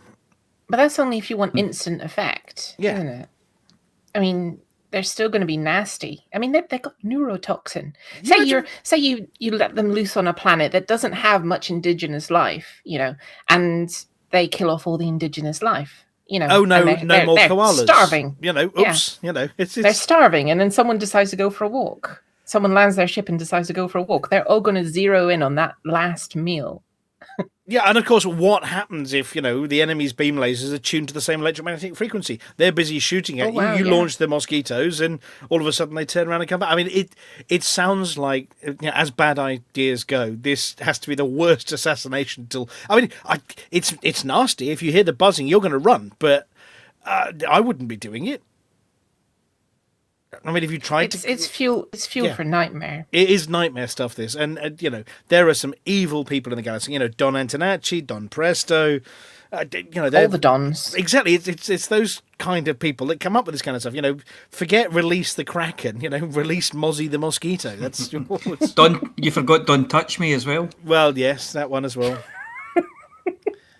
Anyway, so it's a green room week, and we've got people in a green room. Don't go there. If anybody hasn't joined us yet in the green room, and you do want to pop in and say hi, you're going to confuse our lists, but I'm sure we'll vaguely let you off with it. Pop to TeamSpeak server ts.forthemug.com. If not, now how are we going to do this one? Are we going to drag them in here? Or are we going up there? What's the plan? Are there mosquitoes in there? You must do what you feel is right. Oh, but there's one in here. Right, we're leaving. Yeah, let's go up there. Let's go. Hang on, we need to go up there, but to go up there, we have to turn their audio off, right? And then we have to go through the door, fumigate it. Their audio. So it's going to go quiet for a few seconds, green room people. Yeah, so you lot run. I'll go last. Oh, just in case there are mosquitoes, Nobody's slapping the mosquito. The apology officer's not gone. Flossy's not gone. Let's put the apology officer in there, shall we? I've gone. You go through. Right, they've gone. Right, nobody's dropped dead. There can't be any mosquitoes. Hang on. And no, there are no mosquitoes in here. Right, hello, green room. Is there anybody there? No. No? No, nobody's here. There's plenty of nobodies here. Yes, certainly. They've all been McGonagalled. Yes. Only just us. I'll be back in a minute. I have put a wee link in the chat for anybody who wants to go and see any of McGonagall's poems. You can't get over with not saying hi to people that way, Flossy. Oh, well, bring back some pocket munch or something, yes. Right, well, hello, the Green Room. More McClunk. Who was that? What was that? The station announcement. Oh, you know who. No, it wasn't. It was very small and far away, and it wasn't deep enough. So you must have a new microphone. There we go. Well, let's turn him up a little bit for those listening in black and white. Right. Well, we've got a few people in the green room. As usual, we're going to go down the list and say hi to everybody. If you have nothing to say, or you've said enough, or you're going on and then you've forgotten what you were saying, you say for the mug, and that's a get out of jail free card, and we move on to the next person. Obviously, we want to know what you've been up to since we last spoke to you, or if we've never spoken to you before, then introduce yourself. Right, who's we're going to start with the Harry Ballsack, and let's do it. Amelia, Apology Officer, Chicks, Flossy, Harry Ballsack in that order, and then I'll take up the tail gunner. So everybody else. Amelia, you get to say hi to our first guest this evening. Hello, Volcarius. Good evening. How are you? Oh, quite well. You want to know what I've been doing? I do. I want to Is know that the everything, question? every single small detail, all the juicy bits. I'll have to be a little bit more concise, I think. Hey, and what's Aleks like in real life? Yes. I should not comment on that. Yeah, if you want to know. God, that bad. So no comment. Well, yeah. So that was quite topical, actually. So because I went to take a look at the beautiful megaship bridge of the Colonia Way. The other week. Nice. Well, the provisional Muckle doggy ships. Mm-hmm. Although, well, I was a bit disappointed though. Not that I actually contributed towards the construction. Am I right in thinking, is it really just for top-ups of tritium? Like, have many Hutton commanders made appreciable use of it? I don't know about tritium, but tritium. Stop it! That's what people who don't know what tritium's called tritium. Yeah, yeah. People who don't care that they get embarrassed by pronouncing words incorrectly say that. What you've done Sorry, now. Volcarius. Go ahead. Well, I was hoping for more hardware. It looks like Rahini is still one of the only places with D-rated hardware. Basically, when the bridge was announced, I had a challenge idea for new commanders, although it would only work if the bridge nodes actually stocked a decent range of travel hardware. So the idea was sorry, go on. Travel adapters, so you can plug things in because you need a different socket as you go down, moving between here and Colonia, that kind of thing. No, I mean like ASP Explorers and Krait Phantoms and frameshift drives, that sort of thing. Well, in any case, the idea was that a new commander, just in a stock Sidewinder, after that plonker from the Pilots Federation has finished apologising for sounding imperial, that is, you fly straight out of Coelho Station, don't do any missions, no data, no or cargo or pirates or black boxes or such, and you just start jumping towards Colonia. Not the way that Commander LCU Fool Like One jumps towards Colonia.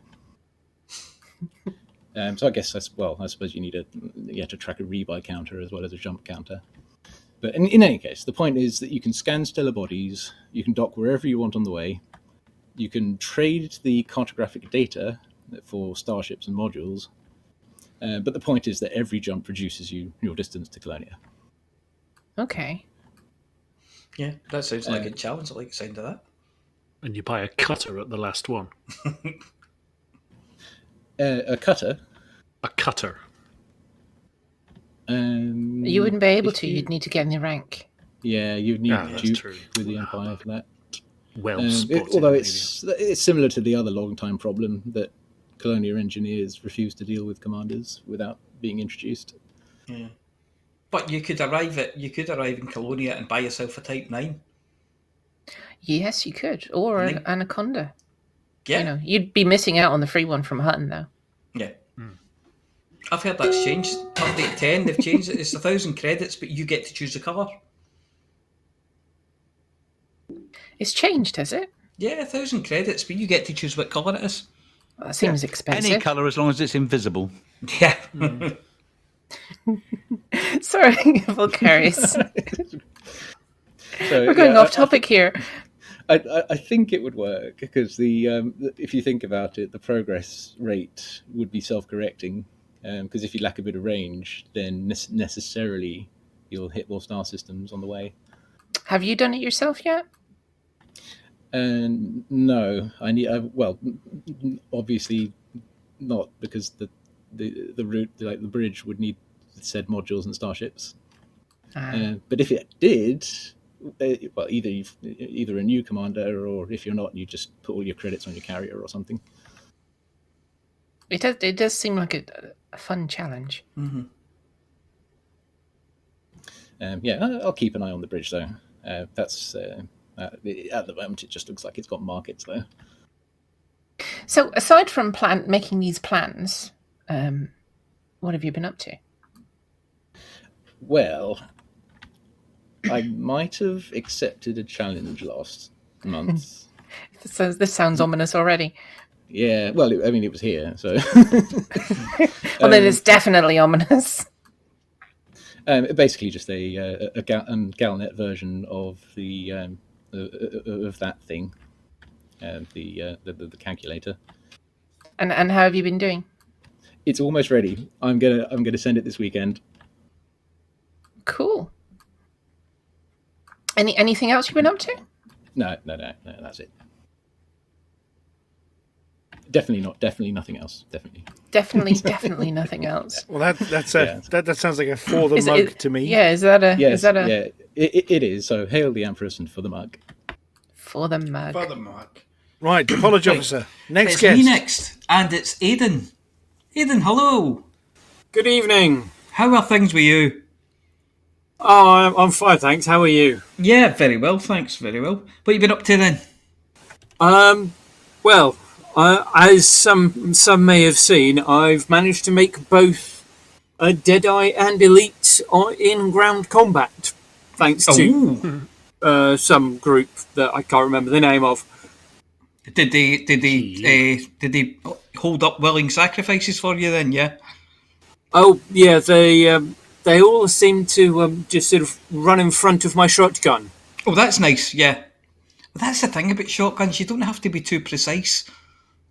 No, and if they sort of say, if they've, once they've stopped running in front of the shotgun and started looking at me with that, you haven't finished kind of a look. Yeah. Well, I do have an assault rifle. Yeah, and then they can have a lie down and a bit of rest. Yeah, and then the ecumenical disagreement is over and done with, and they're having a rest. Yeah, and then they go home. It's fine. Yeah. Yeah, what's wrong with that? So, you're now elite in ground combat, so you're an elite mercenary, is that right? Yep, elite in ground... Well, the only elites that I haven't got at the moment are exobiology. Okay. And there's another one, what was it? I think it starts with a C, but Combat. No, I think it might be CQC. Oh, the CQC one. Yeah, well, that takes a bit of work. Yeah, but to be honest, I'm just looking at that and going, that's not going to be happening anytime soon. After a couple really. of years of playing with Hotbox, regular CQC, I'm up to something like semi-professional. But I am terrible at it. I'm getting there slowly. Really slowly. Well, I'm not getting anywhere. I think I'm one step up from the bottom rank in CQC. Hooray, you started. Yeah. But I'm still... Yeah. You get free stuff as you go up, though. You start getting modules and chips and things like that, and builds and things. It's quite good. Oh, okay. Yeah. But no, I'm still listed as directionless as far as exobiology goes, which is... How art mirrors life. Yes. Yes. To To a degree, yes. I know you well enough that I can say that and get away with it without getting panned. That's all. I can certainly recommend, when you get there in CQC, I can certainly recommend the Imperial Fighter with rapid cannons, or as we call them, garbage cannons. Okay. Terrifies people. You get behind them and just hear dunka dunka dunka dunka dunka. It's great. Okay. Yeah. Look out for that one. Right, hey. Yeah, we used to use that on Mr. Cow and make him drop wet steaks into hot fat. But that's a story for another day. Yeah, you don't need to do that. He does it himself, and he does it without prompting the. Commander Aiden, just to butt in for a minute there, have you seen your third on the Operation Breastplate 3 table at the moment? Yes. 716 million credits in bonds on foot. Is that all? Yeah, that's the majority of that is on. The overwhelming majority of that is on foot. Whoa. That's Flossy. He's Yes. like a nega Flossy, isn't he? Like an opposite Flossy. Is that That's a lot of people. Certainly not like me. a nega Flossy, an opposite. The That's an awful lot of people lying down and having a rest. Yes, I'm sure she's somebody's empty. I mean, certainly, if you do a high, you're looking at maybe averaging out about 10 million. Yep. I'm getting about 7 to 10 is the usual. Yeah, I mean, I'm looking at sometimes it depends on the site, but it's sometimes between 10 and 15. Yeah, that works. Yeah, cool. So you been up to anything else, or is that you for this? Oh, I've made the occasional pit stop into Wolf 562 to help out. Nice. And I was not in LHS 6028 or whatever it was, and I did not do anything that Alvin would have disapproved of. That's good. That's good to hear. But other than that, it's good that you've preemptively answered that without us asking. Not me, Gov. Yeah. Other than that, well, life continues. Although, if I was contemplating punting up something about, as we are now actually in a situation where Plan B has now gone back to Plan A, I was considering contemplating suggesting some variety of pizza meat or similar. Okay. Ooh. That could be an idea. Just get yourself organised. May well be getting towards that time. Yes, I know I'll be heading towards your like neck of the pizza. woods in the next couple of weeks. Well, I will be around, most certainly. And we'll sort of co-opt Commander Chicks as well, maybe to come and join us. Oh, well, if you must. Where is it? Don't know yet. I'll have to look at my diary and his diary. And, yeah. London, most likely. London. Yeah. London, like. All right, Mr. Wilkes. Not a problem. We'll be in touch then, Commander Aiden. Yes. And that'll be it for the mug for me then. For the mug. Fantastic. Well, Commander Chicks, you get to grill Amelia. Huh? How would you like medium rare or well done? How do you like your Amelia? Bloody. No. Senor. Bloody as hell. I'm sorry, I don't hit women. No, I'm sorry. Or shoot. Well, no, because they'll hit you back. Well, the ones I know will. Amelia, how are you? How's your month been? I know you've been writing any books recently. Yes, actually, I just released one. Funny you say it. Funny. Funny you should say that. It's I gone just, into the just bushes released to a live book. with the other books. Yes, I set it free. Fly free, little book. No, we just released another book. Unfortunately, I have not been getting much time to play Elite Dangerous. I mean, I have 2 accounts on Elite Dangerous, and both of them are sorely neglected now because I've been working so much. But I am loving my work, so Loving your work. I have to live vicariously now for the time being through this show and everyone telling me what's been going on. So I it's love a the green room. bit like Palantir then. He's been doing that for the best part of 2 years. Yeah, listen, I've got 3 accounts that don't get used, not just 2. He's a real fan. I am. But I mean, But I mean, I will get back into it eventually when I've got free time. I do miss the Hutton get-togethers and the outings, and the last one that really stuck in my head. I mean, we've done a few since, but the last one that really stuck in my head was going to see that crashed. It was a crashed ship, and you get to go inside it in your buggies. This was before Odyssey, but I'd really like to do something like that again, because now I've got VR. I've had it for a while now, but I haven't done anything like that, like what we did that day. That was really good. But Yes. I'm constantly got my ear to the what's going on, and for the moment just living vicariously through everyone else. So please, everyone, tell me your stories. I'd love to hear them. Great. Other than that, not much, just work. So I'm gonna for the mug. For the mug. Oh, and send pics. Pics or it never happened. PS. Yeah, send pictures. Pics or it never happened. I want to see pictures. Send us more pictures. TTI UWP. Yeah. Yes? Whatever that is. Yeah, sure. 3 of them. This thread is useless without pictures. Well, doesn't it finish off with GTFO? But never mind. All right, hang on. All right. But that's the end of the show bit. Right, so yes, for the mug from Amelia. And now, Flossy, you get to grill the apology officer. All right. Apology officer. Hello. How have you been lately? I'm very well, thank you. I'm gonna head you off at the pass, Ellen. I'm gonna just give a for the mug this week. Oh, all right, I then. haven't done much in game, so it's a for the mug. For the mug. Okay, then. There you are, you got off easy. I did, didn't I? and Commander Palantir, then? Yeah. Yeah, so that's me to go to Chicks. To Chicks, yes. Hello. Go on, Em. You know how it works. Don't make me do all the work. Well, I've been playing a game. I had 4 days off because I decided I was going to restart Warzone. Then I've been back and played. I've been out exploring. That's what I've been doing.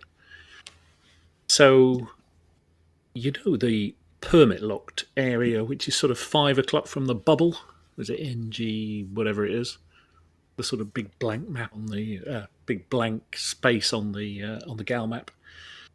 I'm the other side of that, somewhere near. If you know the Monkey Head Nebula, the Rosette Nebula, no, you don't play the game. That was how could you? somebody was in that. I have played the game many hundreds of hours, just not the last couple of years. Yes, I've been doing that. So I've been pootling along, doing the scan everything in sight. As you do. I'm surprised you don't go and map every square kilometre of the surface of every planet by going across it in SRV. Wow. It's only taken me 6 months and I've done 2 planets. Yeah, it's Almost all the way around now. Mm-hmm. Well, Dave Waller, Commander Waller 81, was doing that before Christmas. So Yes, I he don't went know quiet. Well, he restarted. I Did he? saw Okay. that he had a problem and he had to restart it again, then it went quiet. Well, he went off to fight with the Paladins. He took a break because he was doing. He was doing off into a 32. Yeah, 3,200 kilometres, and on a good day, he was doing 200. Playing some hours, and SRVing across the planet is pretty dull. It's all right going around searching for stuff, or going, right, I'm going to go up that mountain or cross that crater, but around an entire planet, God. And I was playing in VR until the Blue Screen of Death episode a couple of weeks ago, and of course in Odyssey, on foot, it's interesting. It's like playing with a cardboard box on your head with a slot cut in the front of it, and it's the best way to. Oh, don't! You'll set Amelia off. Don't. Well, it's okay. I mean, it's obviously You clearly have an inferior machine. No, it chomps away at. But it doesn't. Odyssey doesn't support VR on foot, other than this sort of 2D sort of postcard that you get. So Yeah, that's SRV still works. It's what you call the Ned Kelly outlook. Pretty much, yeah. It's weird that they designed a game for VR and then decided to make the updates non-VR. Well, not yet. I know the you say not yet, but they've said that they have no intention. No, they said there are no current plans, which is different. That means they have no intention. Well, read between the lines. Other. Well, don't forget, Elite was always aimed at sort of the everyman computer, and it was always, you didn't have to have a super fast internet connection. You didn't have to have a super fast computer. And they've kind of maintained that, because I was banging out 144 frames a second on a 1070 on Ultra last week. So it will run on older machines. And I think that's a good thing. Hooray. Yay. Yay. Right. When I'm doing it all in my festive green combat sweater. Yes, we noticed this evening when you were reading the news, you'd put your jumper on. Yeah. Oh, very festive. Well, I was reading the news, so I didn't see. So, oh, very good. God, that's a gravy stain that's on it. So anyway, other guests to talk to. So for the mark. Right. Is it? You know how it works. Is it at me? This point. No, right. Okay. Hello, Flossy. Oh, hello. It's me. It is, isn't it? I'm quizzing you. You got the big lamp, and what have you been up to? Obviously, you're not taking part in the 10 billion credits so far combat epic that is the saving of the piloting systems from the EGU, because you don't do combat. No. And I'm pretty sure you haven't been saving any burning stations, otherwise you'd have been name dropped. But I mean, you've been, as an internet starlet and celebrity, basking in glory from your fans, I understand, this week. If you mean the post I answered this earlier today. Yeah. Yes. Infamy, they've all got infamy. So, somebody was saying, are there any ladies that play, in spaceships? At which point you put your hand up and said, oh, I do. And then there was a squee. Not because of your gender, though. No, not because of my gender. No. Because of, they said that I was famous, and they were just talking about me in Discord, and I'm a legend, and hard earned and well deserved, we might say. So your fan club found you, didn't realise you were a real person, then realised that you were a really real person, then completely, I don't know if they fanboyed or fangirled over the whole thing, but anyway, there was squeeing. Yeah. They did something all over it, yeah. There were capital letters, and there was an OMG went on. Yeah. Most people enjoy having their trumpet blown. Yeah, exactly.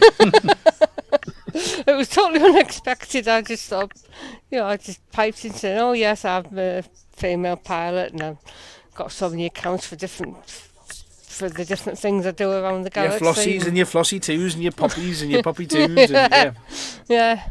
And it was just a reply to that, which completely blew me away. Like, what? It's nice to see, isn't it? I mean, all this stuff you've done to, contribute over the last goodness knows how many years. It's over. I think we're just approaching our 365th uploaded episode, let alone real episodes. But I was talking to Mr. Cowell. Yeah, so you've had 365-ish episodes of, being Flossy, and you're famous. Apparently, yeah. Yeah. You get to have a sticker or a badge or something. So what have you been up to, other than obviously, entertaining your fans? Well, this week I've been mostly doing missions with King, Emperor, whatever, Hanky and Rampage. We've been making lots of money with missions.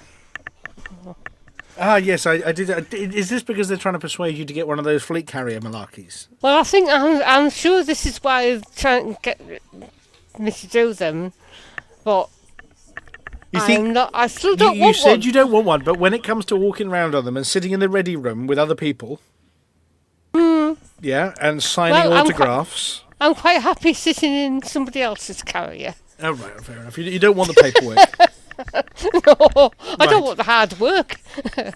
No, so the wing missions, that's easy. You just let Rampage and the Hanky do all the hard work. You sit back and watch the credits roll in. I do go out and fetch stuff for the missions. I do my bit there. If they run out of milk, that kind of thing. Chicky, go and buy some Bertrandite or what have you. Keep the boys in line. That's what you do. You keep them in line.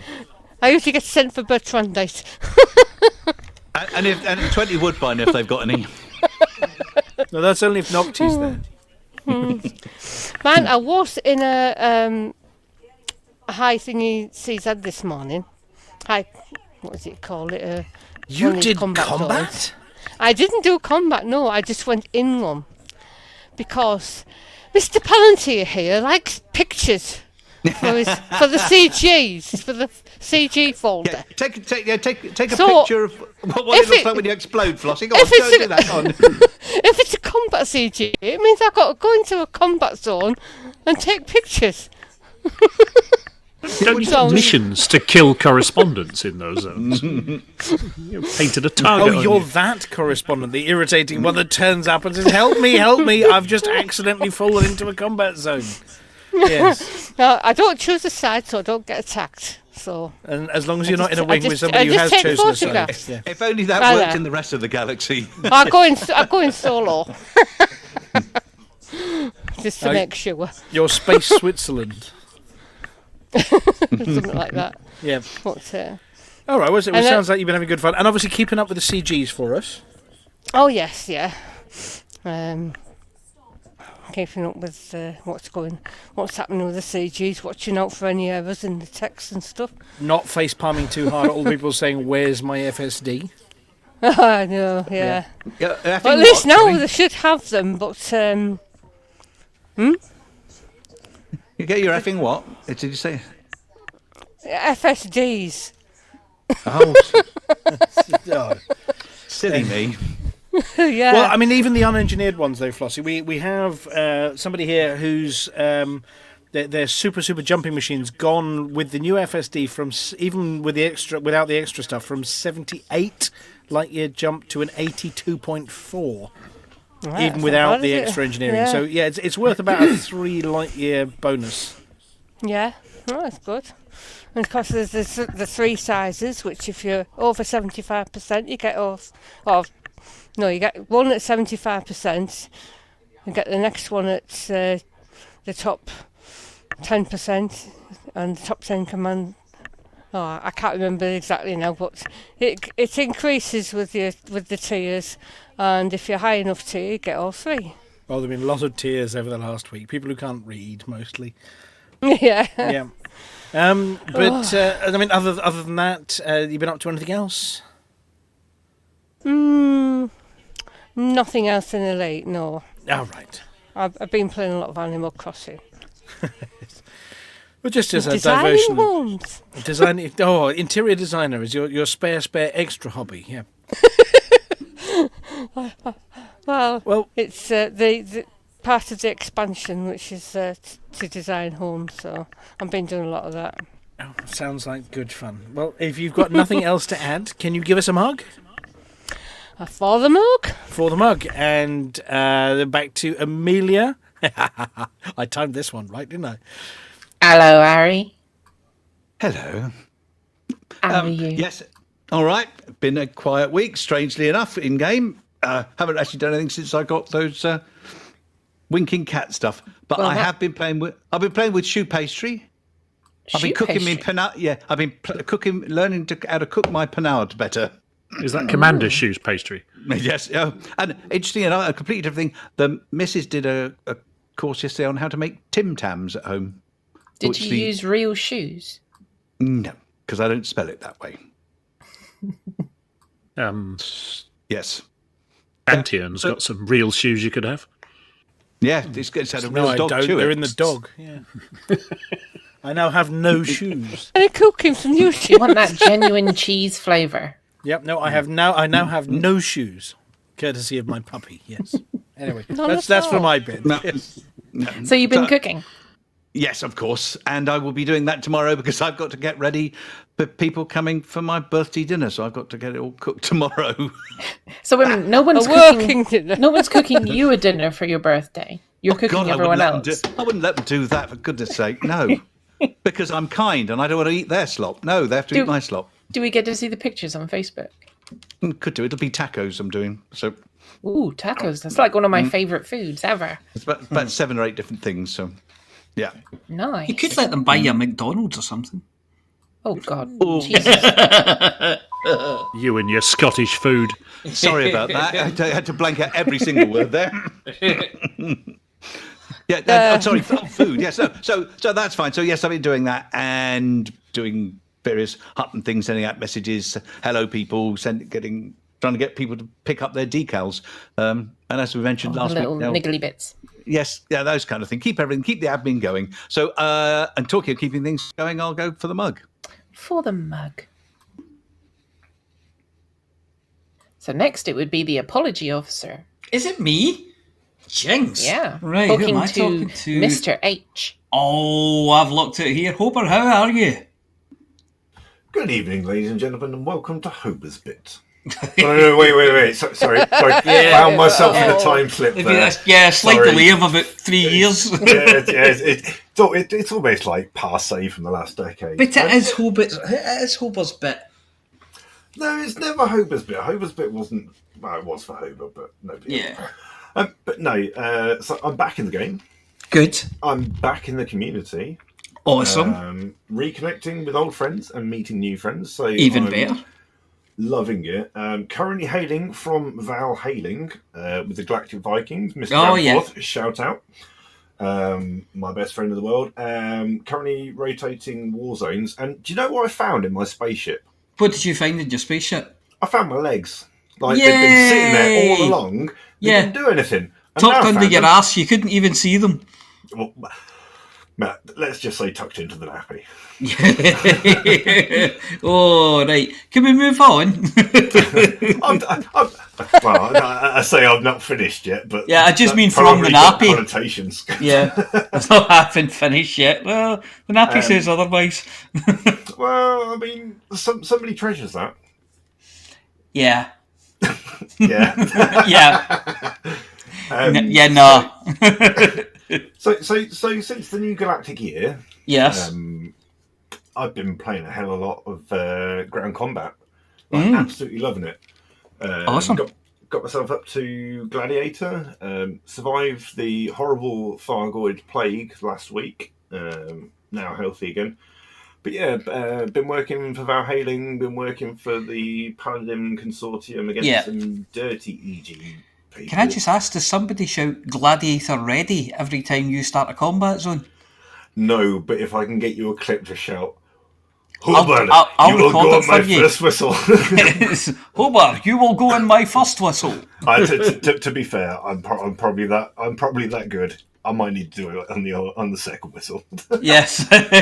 Hober, you will go in the whistle of your choice. Hober, you'll go when you're told. Yes. Hober, your hearing's going. Go whenever you can hear a whistle. There's a good boy. What? Hey, Hober, I'll give you a wee shove when it's your turn. Just a wink and a thumbs up and I'll be good. Yeah, a wee push.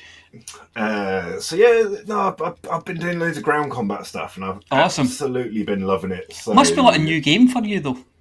It is. I mean, I'm probably 3 years out from playing the game. Yeah. I think even the last update, I was on the old planetary landings, but like the surface kind of scanning and probes and mining, everything's different. But do you know what? That break away from it has brought back the love that I have for the game. Yeah. Because I was burnt out. Mm-hmm. Yeah, that can happen. So it's great to be back. I'm now a gladiator. Gladiator! I've got myself a couple of good suits. Do you know what? I've managed to find buying good suits. And this is a shock to everybody that's actually met me in person. I do actually own suits. And I don't mean flight suits. But the suits in game, I've managed to find a couple of good ones with a little bit of engineering before I even need to bother. Did you get them from Eddie Lee Wise and Sons plus his daughters? I didn't know. Oh dear. I've got a connection, and I won't say where, but I've also got a pretty good set of weaponry, and I'm just running around, just popping people off. Says that to all the girls. Yeah, I'm just running around popping people off. Not these days, my friend. Otherwise, I get punched in the face. Are you helping lots of people to have a lie down and a little rest?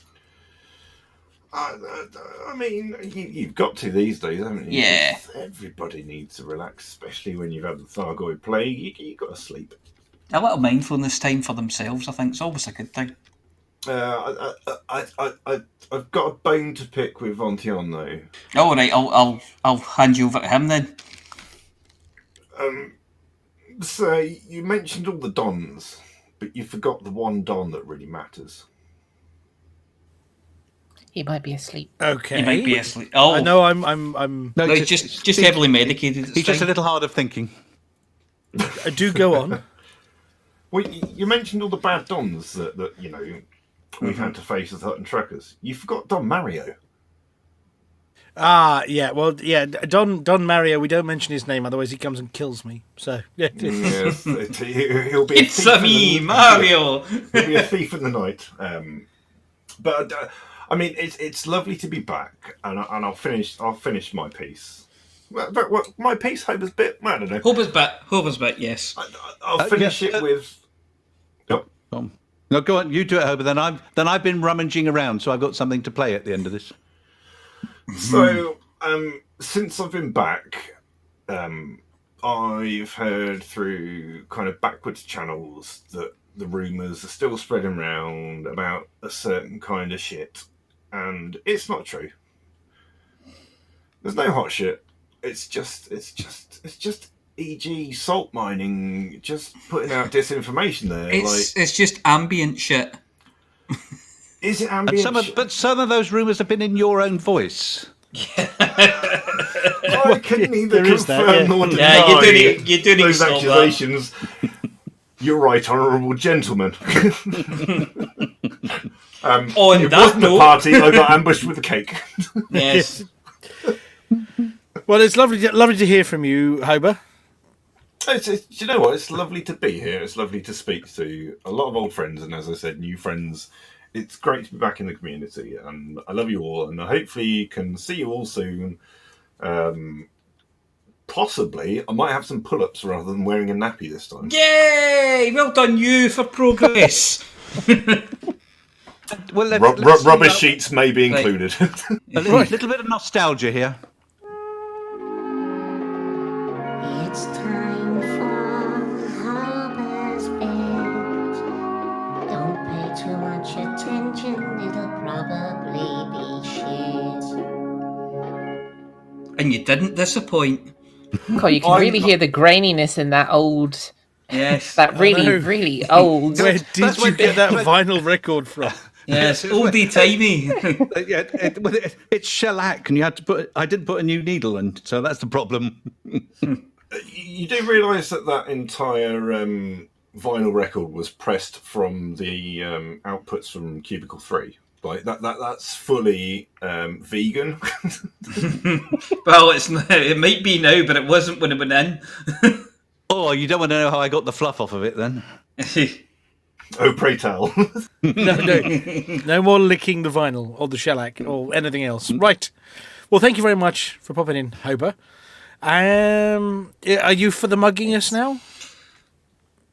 I can for muggy. For the mug, excellent. In which case it's Chicks. It's Chicks. Say hi to the litho. Hello, Jim. Hello, Chicks. How you doing? Oh, sorry, it's the wrong way around, isn't it? No, it's the other way around, yeah. Yeah, I'm doing all right. I've not got a lot to report. I've been busy designing networks in the real world, unfortunately, so not a lot of in-game time. Sounds complicated. Well, it's not so bad. But the little time I have had have been shooting nasty people in nasty systems and I was going to say, I keep seeing Commander Lithobreaker is online. Yeah, it happens from time to time. In the top left-hand corner from now and again. I get in when I can. And then shoot people in ground combats because it's fun. And they deserve it. Totally deserve it. If they're going to invade our friends' systems, then they're going to get shot, aren't they? It appears so. Yeah. But, really not a lot to say, I'm afraid. So I'm just going to do the opposite of some of the people we've had tonight and just go very quick for the mug. For the mug. Mug. I'm not going to do it till the end of the show. Yeah. Not too loud Yes. this time, otherwise I'm going to have to twiddle your dial. Keep your powder dry. Saucy. Right, and the last one is Flossy gets to talk to, me. Oh. Oh, God, this is going to be an hour. Right, that's it. We're going to hit tomorrow now. Yep. Yeah. Hello, Dog what have eat you been shoes. up Let's to? start with that. Well, I already mentioned what I've been up to most of my time earlier in the show, messing around with voice packs. Other than that, I've been helping the Paladins coordinate their efforts over in all of their systems and deal with the rampaging EGU, who are determined to cause trouble. What? No, not rampage. Rampaging. Yes, different word entirely. We've been sort of helping them, plan what we're doing and go to the right kind of systems to do the right kind of stuff. And we're trying to work out where they're going next. Coordinating combat stuff. We've done 9.6 billion credits of bonds since the start of Operation Breastplate. Right. Which has been an epic effort by all involved. There's been some BGS testing as well. So we've been testing all this new stuff to do with trade and actually doing the buying rather than the selling side of trade with a few commanders. And we've worked out that A, it works, and B, it's really effective, and we like it. So it's something we can use to overload LHS 340 and accidentally expand from there, just to annoy Dead Meat GF.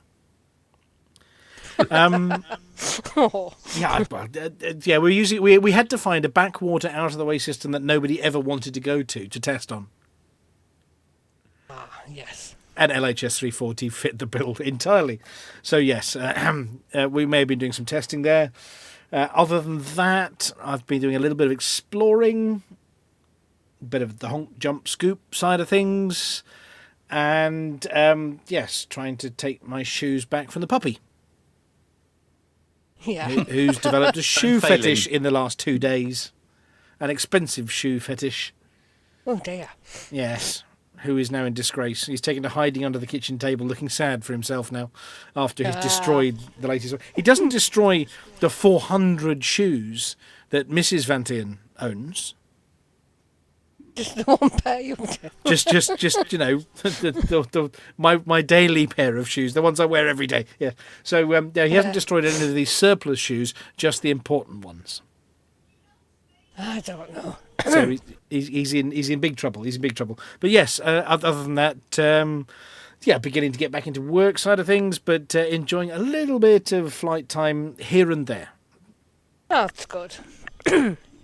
And I do need to save up for a fleet carrier because I'm probably going to have to do some, development or programming to do with being on them and walking around them. And I'm about 1.5 billion credits away from it. So, oops.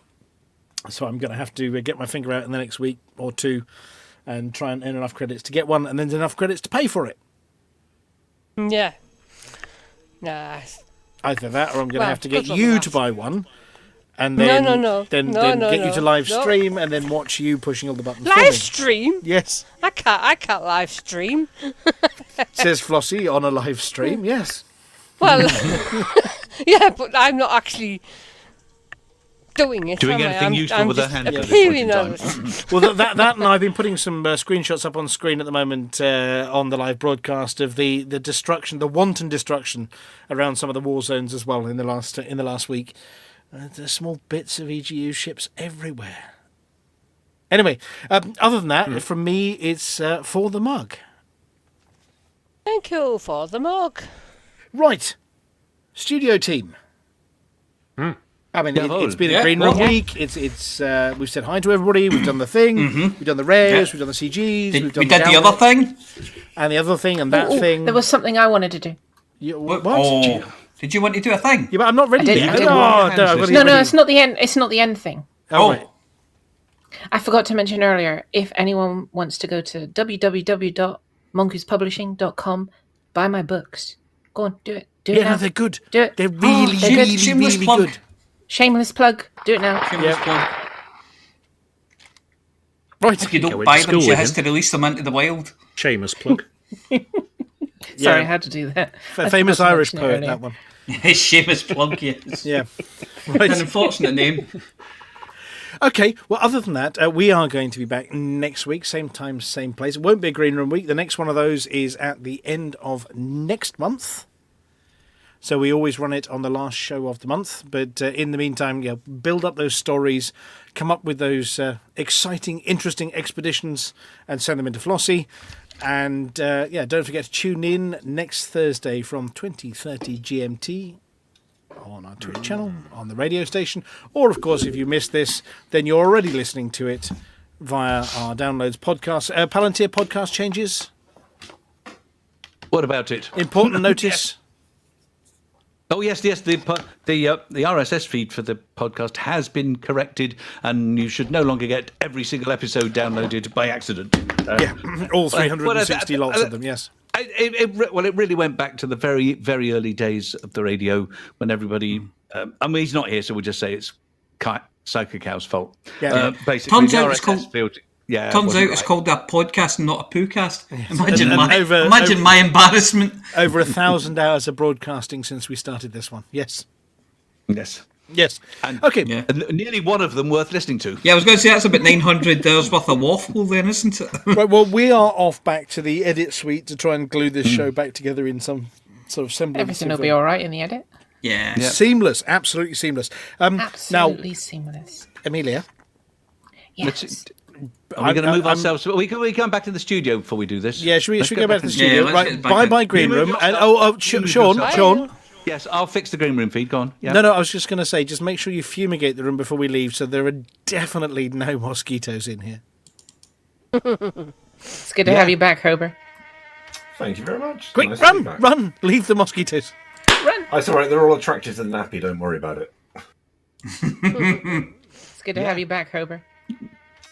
Right. Oh, I've escaped from that room. The mozzies, they're welcome to the mozzies in there. Whew. We're back down here now. Are we all here?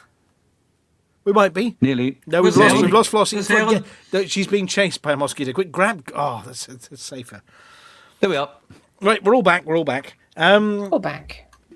So, other than that, tune in next week. Do the stuff. Does anybody, before Amelia does the thing? No, I just want to do the thing. In which case... Do the thing this week? No, I'll do the... You do the thing and then I'll do the thing. Okay, all right. You ready? Yeah. Chicks, you got your headphones off? For the last 30 seconds. Don't turn that down. For the mug! For the mug! For the mug! For the mug! For the mug! For that mug. That mug! Your mic's clear. No journey too long and no cargo too small. The profit margins never really mattered at all. We're gonna take the cargo where it's needed today. Super cruising all across the Milky Way. We'll take anything, anytime, anywhere. Loading up the T-9s to the brim with rails. For the mug, yeah, you know just where we're coming from. For the mug, now everybody sing the Hutton Trucker song. For the mug. Flossy always seems to crash into the sun. Swivel likes the pilot on the Xbox One. Alvin at the front, you know he leads us well. Trucking across the galaxy, now everybody yell. For the mug, yeah, you know just where we're coming from. For the mug, now everybody sing the Hutton Trucker song. For the mug, yeah, you know just where we're coming from. For the mug, now everybody sing the Hutton Trucker song.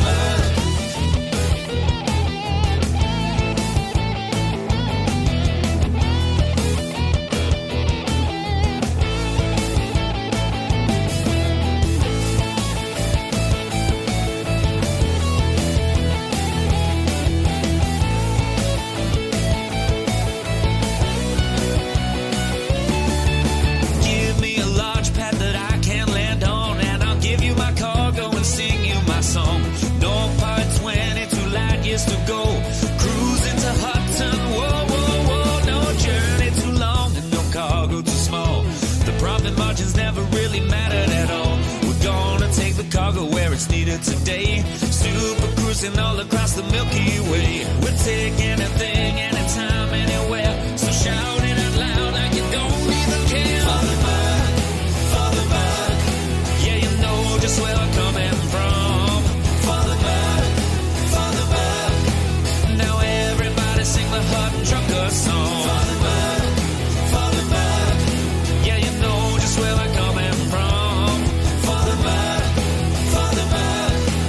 now everybody sing the Hutton Trucker song.